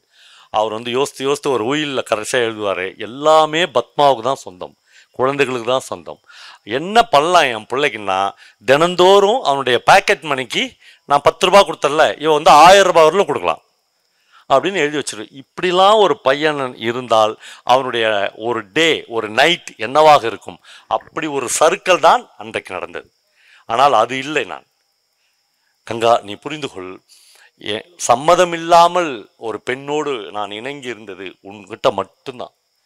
அதுக்கப்புறம் நான் அதை அந்த செகண்டே அதை உணர்ந்துக்கிறேன். நீ அழுத, எங்கள் ஆற்றுல போய் சொல்ல போகிறேன்னு எங்கள் அம்மாட்ட சொல்ல போகிறேன். அப்பயே எனக்கு புரிஞ்சிச்சு மிகப்பெரிய தப்பை என் வாழ்க்கையில் பண்ணிட்டேன். அதுக்கப்புறம் எவ்வளவோ பெண்கள், எவ்வளவோ லைனாக பெண்கள், ஆனால் யாருடைய சம்மதமும் இல்லாமல் ஒரு நாளும் இவன் தான் நம்ம ஃப்ரெண்ட். இப்பொழுது தினந்தோறும் கங்கா அலுவலகம் முடிஞ்சு அவங்க வீட்டுக்கு வர்றதில்லை, நேராக பிரபு வீட்டுக்கு போகிறா.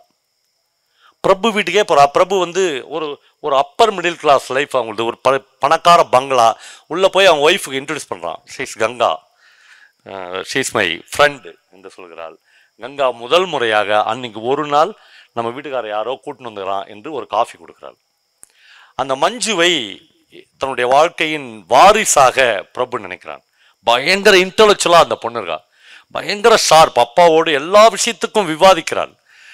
எதுக்கு எடுத்தாலும் என் பொண்ணு மஞ்சு என்கிறான். மஞ்சுவும் கங்காவும் அப்படி ஒரு இன்டிமேட் ஃப்ரெண்ட்ஸாக மாறுகிறாள்.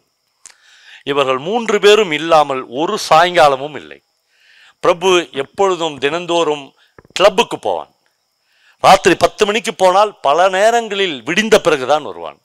ஒவ்வொரு நாளும் அவன் இந்த கிளப்ல போய் பணத்தை எழுந்து கொண்டே இருப்பான். இந்த சூதாட்டம் பற்றி தெரிந்தவர்கள் அல்லது சூதாட்டம் பற்றி ஆடினவர்கள் எல்லாருக்குமே ஒரு புது பிரின்சிபல் எனக்கு ஜெயகாந்தன் எழுதி தான் தெரியும். இந்த இதில் ஒரு பிரமாதமான ஒரு விஷயம் தான். இந்த சூதாட்டத்தில் போய் என் குடும்பம் அழிஞ்சிச்சு, என் பணத்தெல்லாம் விட்டுட்டார் எங்கள் வீட்டுக்காரன்னு பெண்கள் சொல்கிறாங்களே, ஜெயகாந்தன் எழுதுறாரு, தோக்கிறதுக்கு மட்டுமே ஒரு கேம் இந்த உலகத்தில் இருக்க முடியுமான்னு கேட்குறாரு. அப்போ சூதாட்டத்தில் ஜெயிச்சவனே இல்லையா? இப்போ எவ்வளோ ஒருத்தர் ஜெயிச்சிருப்பான்ல, அதுக்கு ரொம்ப அழகாக நான் எழுதி வச்சுக்கிறேன் என் டைரியில். அதில் ரொம்ப அழகாக ஒரு பிரின்சிபால் சொல்கிறாரு, தோக்கிறதுக்கு மட்டுமே இந்த உலகத்தில் ஒரு கேம் இல்லை, தோக்கிறதுக்கும் ஜெயிக்கிறதுக்கும் இருக்கும். ஒருத்தன் தோத்துட்டான் அன்னைக்குன்னா யாரோ ஒருத்தன் ஜெயிச்சிட்டான். என்னன்னா இந்த ஜெயிக்கிறான்ல ஒருத்தன் வந்து நீங்கள் 2000 ரூபாய் ஜெயிச்சிட்டான்னா அவன் அந்த பணத்தை வீட்டுக்கு எடுத்துன்னு போகிறதில்ல, தோக்கிற பணத்தை உடனே எடுத்துன்னு போகிறான். ஸோ வீட்டிலேருந்து போகிற பணம் ஜெயிச்சாலும் வீட்டுக்கு வர்றதில்லை, தோத்தாலும் வீட்டுக்கு வர்றதில்லை. அதனால்தான் பெண்கள் இந்த சூதாட்டத்தை வெறுக்கிறாங்க. ஒருவேளை தன் கணவர்கள் 2000 ரூபாய் எடுத்துன்னு போய் 20000 ரூபாய் எடுத்துன்னு வந்தாங்கன்னா அவங்களே அடுத்த நாள் கூப்பிட்டு பூஜை அறையில் 2000 ரூபாயை வச்சு கொஞ்சம் பொட்டு வச்சு தினந்தோறும் போய் வா கனவா, 2000 ரூபாய் எடுத்துன்னு போய் விடியறதுக்குள்ள 18000 ரூபாய் லாபம் சம்பாதிச்சுட்டு வரேன்னா உன்ன மாதிரி ஒரு அதி அற்புதமான கணவன் எனக்கு யாரா கிடைக்க போறான்னு வாழ்த்துவாங்க. இவனுங்க ஜெயிச்சிட்டாங்கன்னா அந்த நாய்ங்க எதுவுமே வீட்டுக்கு காசு எடுத்துன்னு போகிறது இல்லை, தோத்துட்டதை மட்டும்தான் சொல்லுது. நம்மளால என்ன பண்ணுவார்னா பிரபு விளையாடினே இருப்பார், டக்குன்னு தோத்துறாரு. சுத்தமாக காசு 1000 ரூபாய் தான் லிமிட், 1000 ரூபாயை மேக்சிமம் தோப்பார். டக்குன்னு காசு இல்லைன்னு வச்சுங்க, கார் எடுத்துகிட்டு வீட்டுக்கு வருவார். மிட் நைட்டில் வந்து மஞ்சு எழுப்பார். பாருங்கள் என்ன மாதிரியான ரிலேஷன்ஷிப் அப்பாவுக்கும் மகளுக்கும். எப்படி பாப்பா 1000 ரூபாயும் போயிடுச்சு பாப்பா, இப்போ தூக்கத்தில் என் பையனை சாவடிக்கிறேன், என்னப்பா வேணும், எனக்கு இன்னொரு 500 ரூபா கொடு, சத்தியமாக என்கிட்ட காசு இல்லைப்பா. ஏன்டி எங்கள் அப்பா கிட்டேருந்து பரம்பரையாக நம்ம கற்றுக்க வேண்டியது நிறைய இல்லையா, என்னப்பா பண்ண சொல்கிறேன், அம்மா பீரோவை கை வை, அம்மா பீரோவில் காசு உயிலில் வந்த காசுலாம் அம்மா அடிக்க வச்சுக்கிறான்ல, அதுலேருந்து ஒரு 500 ரூபாயை தள்ளு. அப்பா என்ன உயிரை எடுத்துருவாங்க, காலையிலக்குள்ளே எடுத்துன்னு வந்து 500 ரூபாய் கொடுத்துருவோம். ஒரு நாள் அவன் 500 ரூபாய் எடுத்துன்னு வந்ததே இல்லை, இவன்கிட்ட கொடுத்ததே இல்லை. ஆனால் ஒவ்வொரு நாளும் என்ன அப்பா மக உறவு பிரமாதமாக இருக்கும். இவன் வந்து கங்காட்ட சொல்லுவான், என் பொண்ணு மாதிரி ஒரு இன்டலெக்சுவல் பொண்ணு, என் பொண்ணு மாதிரி ஒரு அப்பாவை புரிஞ்சுக்கிற பொண்ணு யாருமே இல்லை, 3 பேருடைய வாழ்க்கையும் ரொம்ப சந்தோஷமாக போயினே இருக்குது. ஆனால் இந்த உலகத்தில் இப்படி சந்தோஷமாக போக கடவுளுக்கு கூட பொறுக்காது. யாராவது இந்த மாதிரி இருக்கிற ரிலேஷன்ஷிப்பில், இப்போ அந்த அம்மா இருக்காங்களா, இந்த பத்மாமா நினச்சி பாருங்க, முதல் நாள் ஒரு டம்ளர் காஃபி குடிச்சு, அதுக்கப்புறம் இவளை பார்த்தோன்னே அது உள்ளே போயிடும், காஃபி கொடுக்காது. இவன் யாரா டெய்லி ஆஃபீஸ் முடிஞ்சு இங்கே வரா, இவன் ஒரு மனுஷன் இவன் கூட உட்காடுறா, அதெல்லாம் அந்த அம்மா பேசல, அது குறைஞ்சபட்சம் கிச்சன்லையாச்சும் போய் பேசிக்கல. அப்புறம் நான் அந்த கதை படிக்கும்போதே தெரியும் எனக்கு, ஒரு நாள் இந்த மஞ்சு உதவாங்க போகிறா இவகிட்ட, ஏன்டி அவன் தான் கூட்டின்னு வரனா அவன் கூட போய் உட்காந்து நீ காப்பி குடிக்கிறேடி அப்படின்னு கேட்க போகிறாங்கன்னு தோணுனே இருந்துச்சு. ஆமாம், எழுத்தாளர்கள் எல்லாமே ஒரே மாதிரி யோசிப்பேன் தானே. ஜேகே கரெக்டாக ஒரு இடத்துக்கு வந்துட்டார். டெய்லி அப்புறம் இவங்க ஒரே மாதிரி வாழ்க்கை போர் அடிக்கல, ஒரே வீட்டுக்கு போயின்னுக்கிறது, ஒரே சாயங்காலத்தில் எல்லாம் மீட் பண்ணுறது. அதுக்கப்புறம் 3 பேரும் சேர்ந்து ஒரு முடிவு பண்ணுவாங்க, நாளையிலேருந்து வாக்கிங் போகலாமா. அவன் சொல்கிறா, வாக்கிங் அப்படின்றத முதல்ல எனக்கு கற்றுக் கொடுத்தது பிரபு தான். அவன் ஒரு தடவையும் அந்த நாவல் முழுக்க நான் கவனிக்கிறேன், ஒரு தடவை கூட ஒரு மனித துவேஷத்தை, மனித குரூரத்தை, மனித வன்மத்தை ஒரு நாளும் அவன் வந்து இவனோட பேசல. ஒரு தேவதூதன் மாதிரி தான் அவன் இருக்கான், ஒரு தேவதை மாதிரி தான் இந்த பொண்ணு இருக்கா. அவங்க 2 பேரும் சொல்கிறாங்க, நண்பர்களாக இருக்கிறதுக்கு இதில் நண்பர்களாக இருப்பது என்பது, நாங்கள் ஏற்கனவே கெட்டுப்போனவர்கள், அதனால் நண்பர்களாக இருக்கிறோம், நண்பர்களாக இருந்து கெட்டுப்போவது மாதிரி இந்த உலகத்தில் துயரம் வேறு எதுவுமே இல்லை என்று ஜெயகாந்தன் எழுதுகிறார். நாங்கள் ஏற்கனவே கெட்டுப்போனவர்கள், அதனால் நாங்கள் அந்த நட்பில் ரொம்ப கரெக்டாக ட்ராவல் பண்ணுகிறோம் என்று இருக்கிறார்கள். இப்போ ஒரு கட்டத்தில் இவங்க வாக்கிங் போகும்போது இவளுக்கு ஒரு பீரியடில் வந்து சொல்லுது, நாளை காலைல மஞ்சு கூட்டினாங்க, ஒரு முக்கியமான விஷயம் நாங்கள் 2 பேரும் பேசணும் என்று. அடுத்த நாள் காலையில் இவள் வீட்டுக்கு வந்து வாக்கிங் கூட்டின்னு போக வரான். வரும்போது ஹாரன் அடிக்கிறான். இவன் மஞ்சுவை பார்க்குறா, முன் சீட்டில் மஞ்சு இல்லை, இவள் மட்டும்தான் உட்காந்து போகிறா. கொஞ்சம் தூரம் போன உடனே ஏன் மஞ்சு வரல அப்படின்னு அவள் கேட்கல. அப்புறம் மெதுவாக அந்த வாக்கிங்கில் கேட்குறா, மஞ்சுக்கு என்னாச்சு, ஏன் வரல, நீ அதை அதுக்கிட்ட தான் கேட்கணும் என்ன சொல்ல. நான் சொன்னேன்ல கடவுளுக்கு பொறுக்கலன்னு, முடிஞ்சிச்சு. அவங்க அம்மா சொல்கிறா, பத்மா சொல்கிறா மஞ்சுக்கிட்ட, ஏண்டி உங்கள் ஒப்பனை மூக்கனாங்க கேட்டு விட்டுட்டேன்னு நினைக்கிறேன், நீ அதுக்கெல்லாம் ஒரு காலம் வச்சுருக்கிற அப்படின்னு சொல்கிறா. ரொம்ப அமைதியாக நடக்குது. அவள் வந்து ஒருத்தி வந்து தினந்தோறும் ஆஃபீஸ் முடிஞ்சு இங்கே வந்து உங்கள் அப்பா கூட ஆட்டம் போட்டு போகிறாள்ல, அந்த மாதிரி உன்னை விட்டுருவோன்னு நினைக்கிறேன் அப்படின்னு கேட்குறா. ஒரு ஜெயகாந்தன் அந்த நாவலில் பல இடங்களில் அந்த பத்மாவுக்கு சப்போர்ட் பண்ணி ரொம்ப கரெக்டு. நான் ஒரு டிப்பிக்கல் குடும்பத்தில் இருக்கிற ஒரு கரெக்டான பெண்ணாக அதனுடைய பிரதிநிதியாக பத்மாவை அவர் ரெப்ரசன்ட் பண்ணுறார். அந்த பொண்ணு வந்து ரொம்ப அவங்க பசங்களை, அந்த பசங்களெல்லாம் இவனுக்கு பிறந்த பசங்க தான், அந்த 2 ஆம்பளை பசங்க இருக்கும். ஒரு நாள் கூட இவன் தாண்டா அவங்க அப்பான்னு அவன் காட்டவே மாட்டான். அந்த வீட்டில் தான் இருப்பாங்க அவங்க 2 பேரும். அவனுக்கு அது பயங்கர துக்கம். ஒரு கட்டத்தில் அவன் இந்த 2 பிள்ளைங்களே மறந்தே போயிடுவான். இந்த மஞ்சு ஒரு பொண்ணு இருந்தால் கூட போதுன்னு தோணும். ஏன் இந்த அப்பன்ட்ட காட்ட மாட்டேன்னா, ஒரு நாள் தெரியாமல் அந்த பையன் இவங்க வீட்டுக்கு வந்துடுவான், இவன் ரூமுக்கு வந்துடுவான். ரூமுக்கு வந்த பிள்ளைய அப்பா என்ன பண்ணணும், வாரி அணைச்சி முத்தம் கொடுத்து, தம்பி நான் ஒன்றும் வாழும் நாகம்லாம் கிடையாதுடா, நான் ஒரு அருமையான அப்பா, தினந்தோறும் அப்பா வந்து பாருன்னு சொல்லலை. இவன் என்ன பண்ணுவான், உட்காருன்னு கதவை சாத்திட்டு ஒரு ஐஸ் கியூப் போட்டு ஒரு ட்ரிங்க் கொடுப்பான் அந்த பையனுக்கு. அந்த குழந்தை சொல்லும், ஐயோ இதெல்லாம் குடிக்க மாட்டேன்னு சொல்லிட்டு, உடம்புக்கு நல்லதுடா, சளிலாம் போயிடும், எங்க அப்பா எப்படிதான்டா கொடுத்து என்ன வளர்த்தாரு, ஞான பால்டா, இதெல்லாம் அந்த பையன் வாங்கி குடிச்சிடுவான். அப்பா எந்த அப்பாவும் பிள்ளைக்கு வந்து கெட்டு போறதுக்கு ஏதாவது கொடுப்பாரா அப்படின்னு வாங்கி குடிச்சிடும். அங்கேயே வாந்தி வந்து அம்மா மேல வாந்தி எடுத்து அந்த அந்த அம்மா சொல்லுவா, அட நாயே, செத்தாலும் உங்க அப்பா செத்துக்கிறாடோ, அந்த ரூமுக்கு போவாத அப்படின்னு ஆச்சிடும். இந்த மஞ்சு ரொம்ப இன்டெலெக்சுவல் பொண்ணுன்றதுனால இவளுக்கு மட்டும் அந்த அனுமதி இருக்கும். இப்படி போயின்னு இருக்கிற அவங்க லைஃப்ல வந்து ஒரு நாள் வந்து இந்த வாழ்க்கை போர் அடிச்சு போய் அவனுக்கு இப்போதான் தெரியும், அவன் கிட்டத்தட்ட மஞ்சுவோடு கங்காவோடு பேச ஆரம்பித்து பழக ஆரம்பித்து உரையாடல் ஆரம்பித்த இந்த நாட்களில் மொத்தமே 4 நாள் தான் அவன் கிளப்புக்கு போகிறான். அது அவனுக்கு பயங்கர சக்சஸ். 4 நாள் தான் கிளப்புக்கு போகிறான்னா 4000 ரூபாய் தான் தோத்துக்கிறான், அல்லது 8000 ரூபாய் ஜெயிச்சு கையில் வச்சுக்கலாம். அவருடைய பிரின்சிபல் பிரகாரம் நம்ம அப்படி வந்துடலாம். ஆனால் போய்க்கிறான், அவர் ரொம்ப சந்தோஷம். இவளுக்கு பெரிய சந்தோஷம். இப்போ இவன் கூட ஏகிறான். இவங்க 3 பேரும் அவ்வளோ நண்பர்களாக இருக்கிறார்கள். இப்போ மஞ்சு வந்து கூட டிராவல் வரல, இது மாதிரி வாக்கிங் வரல அப்படின்னு சொன்ன உடனே, நீ பேசு மஞ்சுக்கிட்ட, அவள் ரொம்ப இன்டெலெக்சுவலான பொண்ணு, அந்த பொண்ணுக்கு யாரோ ஒரு பாய் ஃப்ரெண்ட் இருக்குதுன்னு என் ஒய்ஃப் வந்து சந்தேகப்படுறான். அந்த சுவாமிஜி அந்த பையன் பேர், அவனை வேற ரொம்ப அசிங்கப்படுத்தி அனுப்பிச்சிக்கிறா, நீ பேசு என்று சொல்கிறாள். இவர் டெலிஃபோன் பண்ணி மஞ்சுக்கிட்ட கேட்குறான், மஞ்சு நீயும் நானும் நண்பர்களா இல்லையா? எஸ். அவள் வந்து இவளை மிஸ் கங்கான்னு தான் கூப்பிட்றா. நம்ம 2 பேரும் ரொம்ப நண்பர்கள். அப்போ நண்பர்கள் ஏன் பிரியறோம் அப்படின்னாச்சும் நமக்கு தெரிய வேணாமா மஞ்சு? தெரியணும். தயவுசெய்து என் வீட்டுக்கு 2 மணிக்கு வா, நான் லீவ் போட்டு வரேன். 1/2 நாள் லீவ் போட்டு வீட்டில் போய் உட்கார்றா. மஞ்சுவும் இவ்வளோ பிரமாதமான இடம் அது. அவள் அக்னி பிரவேசம் கதையை படித்து மஞ்சு வந்து ஒரு ஃபெமினிஸ்ட்டு. அவள் இந்த ரைட்டர்கிட்ட அவங்க ஆஃபீஸ்லேயே வேலை பார்க்குற, அவங்க காலேஜ்லேயே வேலை பார்க்குற அட்டண்டர் தானே ஆர்கேவி, அவர்கிட்ட சண்டைக்கு போகிறான். இப்படி ஒரு கதை எழுதி காலேஜ் படிக்கிற பெண்கள்லாம் நீ அவமானப்படுத்துகிறாடான்னு கேட்குறான். அவன் சொல்கிறான், இல்லை நான் நேரடியாக பார்த்தேன் இந்த காலேஜில் ஒரு பொண்ணுக்கு இப்படி நடந்தது, வாய்ப்பே இல்லை. ஒரு பொண்ணு வந்து தன்னை காப்பாற்றிக்க தெரியாதா? இந்த கதையை படிக்கிற ஒரு கல்லூரி பெண் வந்து என்ன நினைப்பா? ஒரு அப்பா அம்மா எப்படி ஒரு காலேஜில் ஒரு பொண்ணை சேர்த்து விடுவாங்க? அப்போ மழை பெஞ்சா பெரிய கார் வந்தால் யார் ஒன்றா காரில் ஏறிக்குவாங்களாடா என்று அந்த ரைட்டரோட சண்டை போட்ட அந்த மஞ்சு அந்த கதையை முழுக்க படித்திருக்கிறாள். இப்பொழுது மஞ்சு ஒரு நல்ல ஐயர் வீட்டு ஃபில்டர் காஃபி கொடுத்து மஞ்சுக்கிட்ட கேட்கிறாள், அக்னி பிரவேசம் கதையை பற்றி நீ என்ன நினைக்கிற என்று ஆரம்பிக்கிறாள். மஞ்சு சொல்லுகிறாள், அது ஒரு தப்பான கதை, அப்படி நடந்திருக்க வாய்ப்பே இல்லை. அப்படி ஒரு கார் வந்தவுடன் ஒரு பொண்ணு ஏறி போயிட மாட்டா. அப்புறம் அவன் கை வைத்தவுடன் அவளோடு இணங்குவதற்கு வாய்ப்பே இல்லை. எல்லாவற்றையும் சொல்லிக்கொண்டே இருக்கிறாள். எல்லாவற்றையும் கேட்டுவிட்டு கங்கா மஞ்சுவிடம் சொல்லுகிறாள், அப்படி நடந்ததெல்லாம் உண்மைதான். நான் உங்ககிட்ட சொன்னல, நான் வந்து தஞ்சாவூர்லையும் திருச்சியிலையும் மாறி மாறி படித்தேன் என்று. இல்லை, நீ படிக்கிற அதே கல்லூரியில் தான் நான் படித்தேன். அந்த அடைமழையில் நான் தான் ஒரு பெரிய காரில் ஏறினேன். ஒரு பெரிய மழையில் அந்த கார் ஐகிரவுண்டில் வட்டமடித்து நின்றது.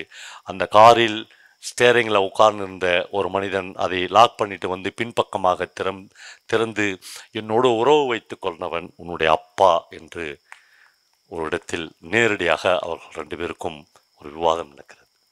இப்போ இந்த காட்சியை கேட்கிற, இந்த உரையாடலை கேட்கிற ஒரு பொண்ணு எவ்வளவு அதிர்ச்சி அடையணும், எவ்வளவு அப்படியே பீரிட்டு. ஆனால் ஜெயகாந்தன் அப்படி ஒரு விஷயத்தை அந்த நாவலில் எழுதவே இல்லை. அப்படிலாம் அந்த அந்த காட்சி முடிஞ்ச உடனே அந்த பொண்ணு அதிர்ச்சியெலாம் அடைய மாட்டாள். ஏன்னால் ஒருவேளை அப்பாவை பற்றிய எல்லா விஷயங்களும் மஞ்சுவுக்கு தெரிஞ்சிருக்கும். அவ்வளோ இன்டெலெக்சுவலான பொண்ணு அவள். இது ஒரு பெரிய ரகசியம் இல்லை. நீ திரும்ப திரும்ப கேட்கறல்ல, உனக்கும் எங்கள் அப்பாவுக்கும் என்ன உறவு, நீங்கள் எப்படி ஃப்ரெண்ட்ஸ்? எல்லோருக்கும் இந்த கேள்வி இருக்கிறது.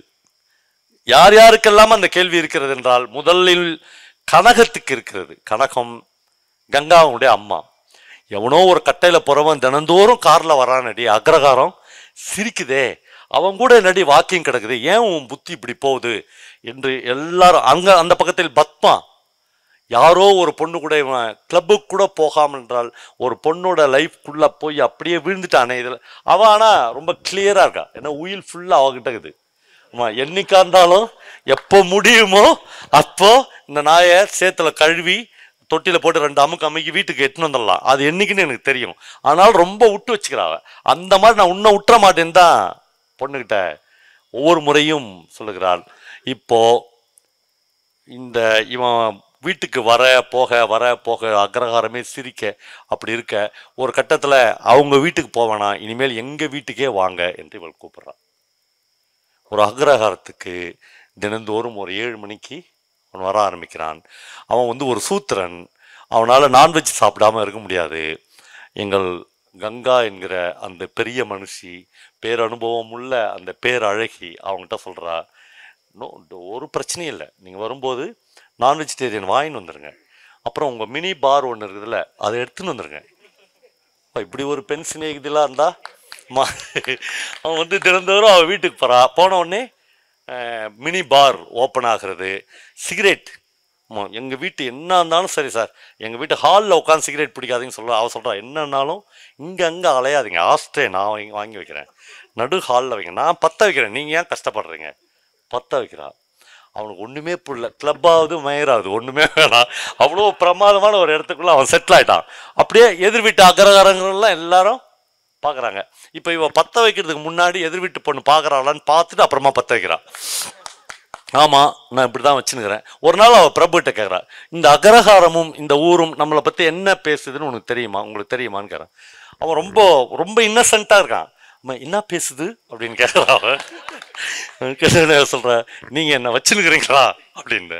உடனே செருப்பால் அடிப்பான் அப்படி. ஆனால் உண்மையிலே அப்படி எதுவுமே இல்லை, செருப்பால் அடிப்பான் அப்படி என்ற ஒரு வார்த்தையை யூஸ் பண்ணுறான். உடனே அவள் சொல்கிறா, எங்கள் அம்மா தான் முதல்ல அப்படின்னு நினைக்கிறான். ஓ ஐ எம் சாரி, மாமியாரை போய் அப்படி சொல்ல முடியுமா, சாரி என்று சொல்கிறான். இப்படி இவருடைய நாட்கள் வந்து போய் நேக்குது. இந்த அம்மாவுக்கு ஒன்றுமே புரியல, வாழ்க்கை வந்து தாறுமாறாக போயிடுச்சு. இவன் 12 வருஷத்துக்கு முன்னாடி இப்படி வந்தால அதெல்லாம் ஒன்றுமே இல்லைன்னு ஆயிடுச்சு. இப்போ ஒரு நாள் தான் வந்தா, இப்போ தினந்தோறும் மழையில் நினைஞ்சின்னு வர மாதிரி அதே காரியம் வந்து என்னடா பண்ணுறதுன்னு தெரியல. மாமாவுக்கு பெரிய அவளுக்கு தெரிஞ்ச ஒரே கேரக்டர் இந்த உலகத்தில் வெங்கட்ராம ஐயர் தான். மிகப்பெரிய லெட்ரு எழுதுறாரு. இவன் லெட்ரு எழுதி மாமா வந்துட்டாரு அப்படின்னு உடனே உடம்பு முழுக்க கங்கா பார்த்துக்கிறான். இந்த நாய் எங்கெங்க கில்லும், ஆமாம் என்னென்ன பண்ணும், பெட்டு தட்டி போடணும் இவ டெய்லி. அவன் வந்தவுடனே வெங்கட்ராம ஐயருக்கு ஒரு காஃபி கொடுத்துட்டு சொல்கிறா, யாரோ ஒருத்தன் காரில் வரானாமே, பெரிய காரில், என்ன நினச்சினுக்கிற, இது என்ன அந்த மாதிரி வீடா அப்படின்னு அவர் கேட்குறாரு. அவர் சொல்கிறா, அவன் யாரோ இல்லை, அவன்தான் அவர் என்று சொல்கிறார். அவன்தான் அவன் இல்லை, ஆமாம் அவன்தான் அவர். மாமா கேட்குறாரு, எவர்? ஆமாம் எவர். நீங்கள் சொன்னீங்களே மாமா, நீ போய் அவங்ககிட்ட நான் தாண்டா உன்னால் கெடுக்கப்பட்டவ அப்படின்னு சொல்லிப்பாரு, உன்னை அவன் எவ்வளோ சீப்பாக நினைப்பான், உன்னை கிட்ட சேர்ப்பானா. அவர் என்னை சேர்த்துக்கினாரே, என்னை தேவதைன்னு சொல்கிறாரே, நான் இல்லாமல் ஒரு நாள் கூட என் வாழ்க்கை இல்லைன்னு சொல்கிறாரே. இப்போ மாமா புதுசாக ஹைகோர்ட் லாயர்ல, இவர் தலைவர் சுப்ரீம் கோர்ட்டுக்கு லாயர் ஆகணும், லாயரில் ஜட்ஜ் ஆகணும், புதிய ஒரு கண்டுபிடிப்பை மாமா இப்போ சொல்கிறாரு. அவன்தான் இவர்னு நீ சொல்கிற, நாங்கள் எப்படி நம்புறதுன்னு கேட்குறாரு. இல்லை இப்போ அவர் அந்த இடத்துல ஜெயகாந்தன் தோத்து போகிற கேஸுன்னு மாமாவுக்கு தெரியும், தோத்து போகிற கேஸுன்னு மாமாவுக்கு தெரியும், ஆனாலும் தான் வாத திறமையை விட்டுறக்கூடாதுல்ல. அவர் தான் இவர்னு நீ சொல்கிற, நாங்கள் எப்படி நம்புறது கேட்குறா.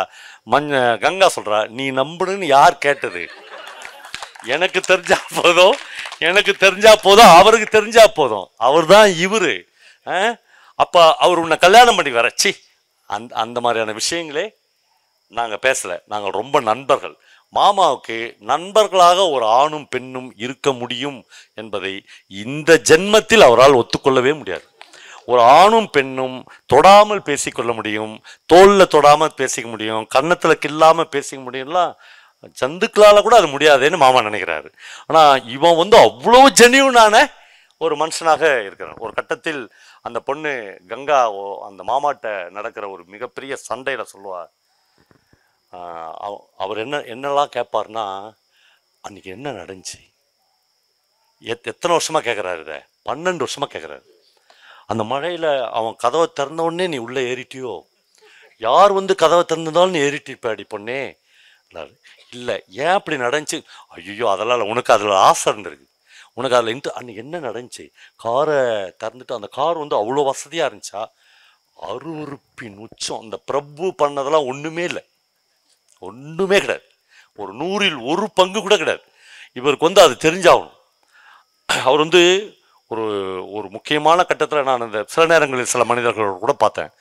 ஆச்சாரம், குலம், கோத்திரம், சாஸ்திரம், சம்பிரதாயம், இதனுடைய உன்னதங்களை பற்றி அப்படியே அவளுக்கு ஒரு கிளாஸ் எடுப்பார். கங்காவுக்கு கிளாஸ் எடுக்கும்போது ஜெயகாந்தன் எழுதுகிற காட்சினா தெரியுமா, இவருடைய கட்டை விரல் இருக்குதுல்ல காலில், அந்த கட்டை விரலும் அதுக்கு பக்கத்தில் இருக்கிற விரல் இருக்குது, அது ரெண்டும் அவள் படுத்துனுப்பா. இவர் பெட்டுக்கு பக்கத்தில் ஒரு ஈஸி சேர் போட்டுனா அவளுக்கு நம்மளாம் எப்பேற்பட்ட குளத்தில் பிறந்தவங்க, எவ்வளோ ஆச்சாரமாக இருக்கணும், ஒருத்தன் தொற்ற முடியுமா, அதுவும் ஒரு சூத்திரம் தொற்ற முடியுமா என்று பேசிக்கொண்டு இருக்கும் போதெல்லாம் இந்த 2 விரலில் அவருடைய புடவையை வந்து அப்படியே கொஞ்சம் கொஞ்சமாக முட்டி விரலில் ஏற்றுவார். பிரமாதமாக காட்சிப்படுத்தியிருப்பார் அதை பீம்சிங். இவன் வந்து இவ்வளோ பெரிய விஷயங்களை பேசுவான். அந்த இடத்துல தான் அந்த பிரபு ஒரு வார்த்தை சொல்லுவான், சாராயம் குடிச்சிட்டு உன்னதமான விஷயங்களை பேசுகிற மனிதர்களும் இருக்கிறார்கள், ஸ்காட்ச் குடிச்சிட்டு தேர்ட் கிளாஸ் விஷயங்களை பேசுகிற மனிதர்களும் இந்த உலகத்தில் இருக்கிறார்கள். சாராயத்துக்கும் ஸ்காட்சுக்கும் அது கிடையாது, மனுஷங்களுக்கு தான். இவன் இந்த வெங்கட்ராம ஐயர் வந்து இவ்வளோ உன்னதமான விஷயங்களை பேசும்போது இவன் கால் வந்து அவள் புடவை வந்து விளக்கிப்பா, அவள் வந்து அப்படியே அருவருப்பாக எழுந்துச்சுப்பான். மாமா முதல் முறையாக இன்றைக்கு அவள் சொல்கிறா, மாமா இனிமேல் என்னை தொடாமல் பேசுங்க ஃபர்ஸ்ட். ஆமாம், இது வந்து கங்காவுக்கு கிடைச்ச மிகப்பெரிய கைத்தட்டல். ஆனால் பத்தலை அவ்வளோ பேரும் சம்மதிக்கிறீங்கன்னு அர்த்தம்.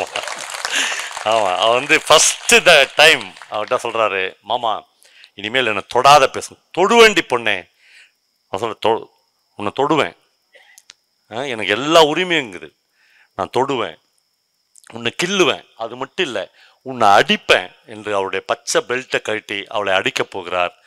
பிரமாதமான சீன். அவள் வந்து உடனடியாக அந்த பெல்ட்டை கையில் பிடிக்கிறார்.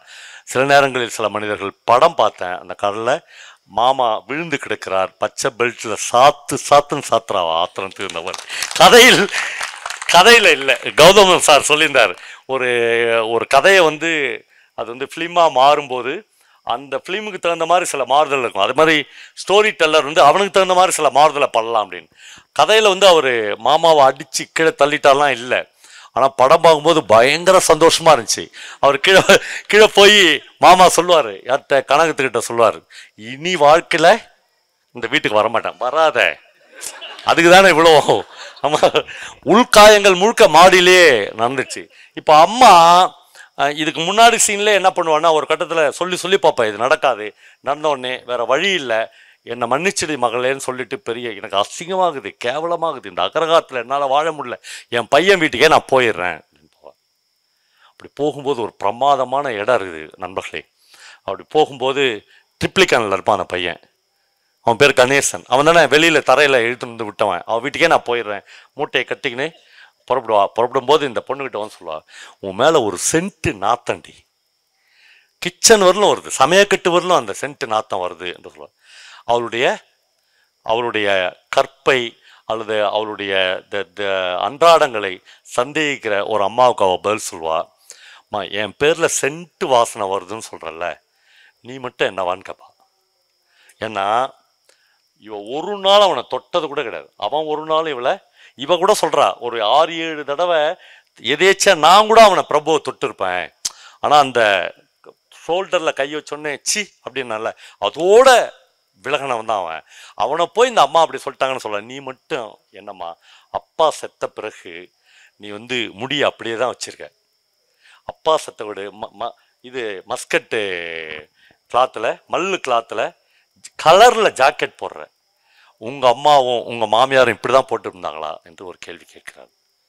அம்மா அப்படியே ஸ்தம்பிச்சு போய் நிற்கிறார். காலத்தின் மாறுதல்கள் இருக்கிறது, அது எனக்கு மட்டும் கணக்கில் வைக்கணும்னு நீ சொன்னால் உனக்கு வைக்க வேணாமா என்று உள்ளுக்குள்ளாக அவள் ஒரு கேள்வியை கேட்கிறாள். காலையில் டான்னு 5 மணிக்கெல்லாம் இவளுக்கு காஃபி வரும். இன்னைக்கு காலைல 5 மணிக்கு காஃபி வராது. எழுந்துச்சு கிச்சனுக்கு போவா. அம்மா படுத்து கொண்டு இருக்கிற இடத்துல அம்மா இருக்க மாட்டா. இவள் பயங்கர அதிர்ச்சி ஆகிடுவா. எங்கெங்கேயோ தேடி பார்ப்பா, யாரும் இல்லை. இவளே பால் எடுத்து இவளே காப்பி தூள் எடுத்து ஒரு காஃபி போட்டு குடிக்கலாம் என்று நினைப்பாள். அம்மா நனைந்த உடம்போடு தலையை முழுக்க வழித்து கொண்டு ஒரு முக்காடு போட்டுக்கொண்டு உள்ள வருவாள். அம்மாவை பார்ப்பதற்கு இவளுக்கு பரிதாபமாக இருக்கும். ஏதோ வார்த்தைகள் நாக்கு இருக்கிறது, சந்தர்ப்பங்கள், கோபம், எதுதோ சொல்லிவிட்டோம். அம்மாவால் ராத்திரிலாம் தூங்கி இருக்க முடியாது. காலையிலே போய் தன்னுடைய முடியை பலி கொடுத்து விட்டு ஒரு வெள்ளை புடவை எடுத்து சுற்றிக்கினே வந்துட்டா. இப்போ அம்மா வந்து, தள்ளு நான் காஃபி போடுறேன், எனக்கு எந்த வருத்தமும் இல்லை, எங்கள் மாமியாரும் எங்கள் அம்மாவும் இப்படி தான் இருந்தான்.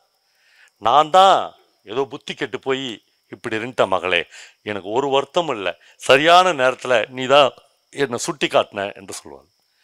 இப்போ ஒரு கட்டத்தில் அம்மாவால் இதற்கு மேல் இந்த வீட்டில் நம்மளால இருக்கவே முடியாது என்று மூட்டை கட்டிக்கின்னு கணேசன் வீட்டுக்கு போறா.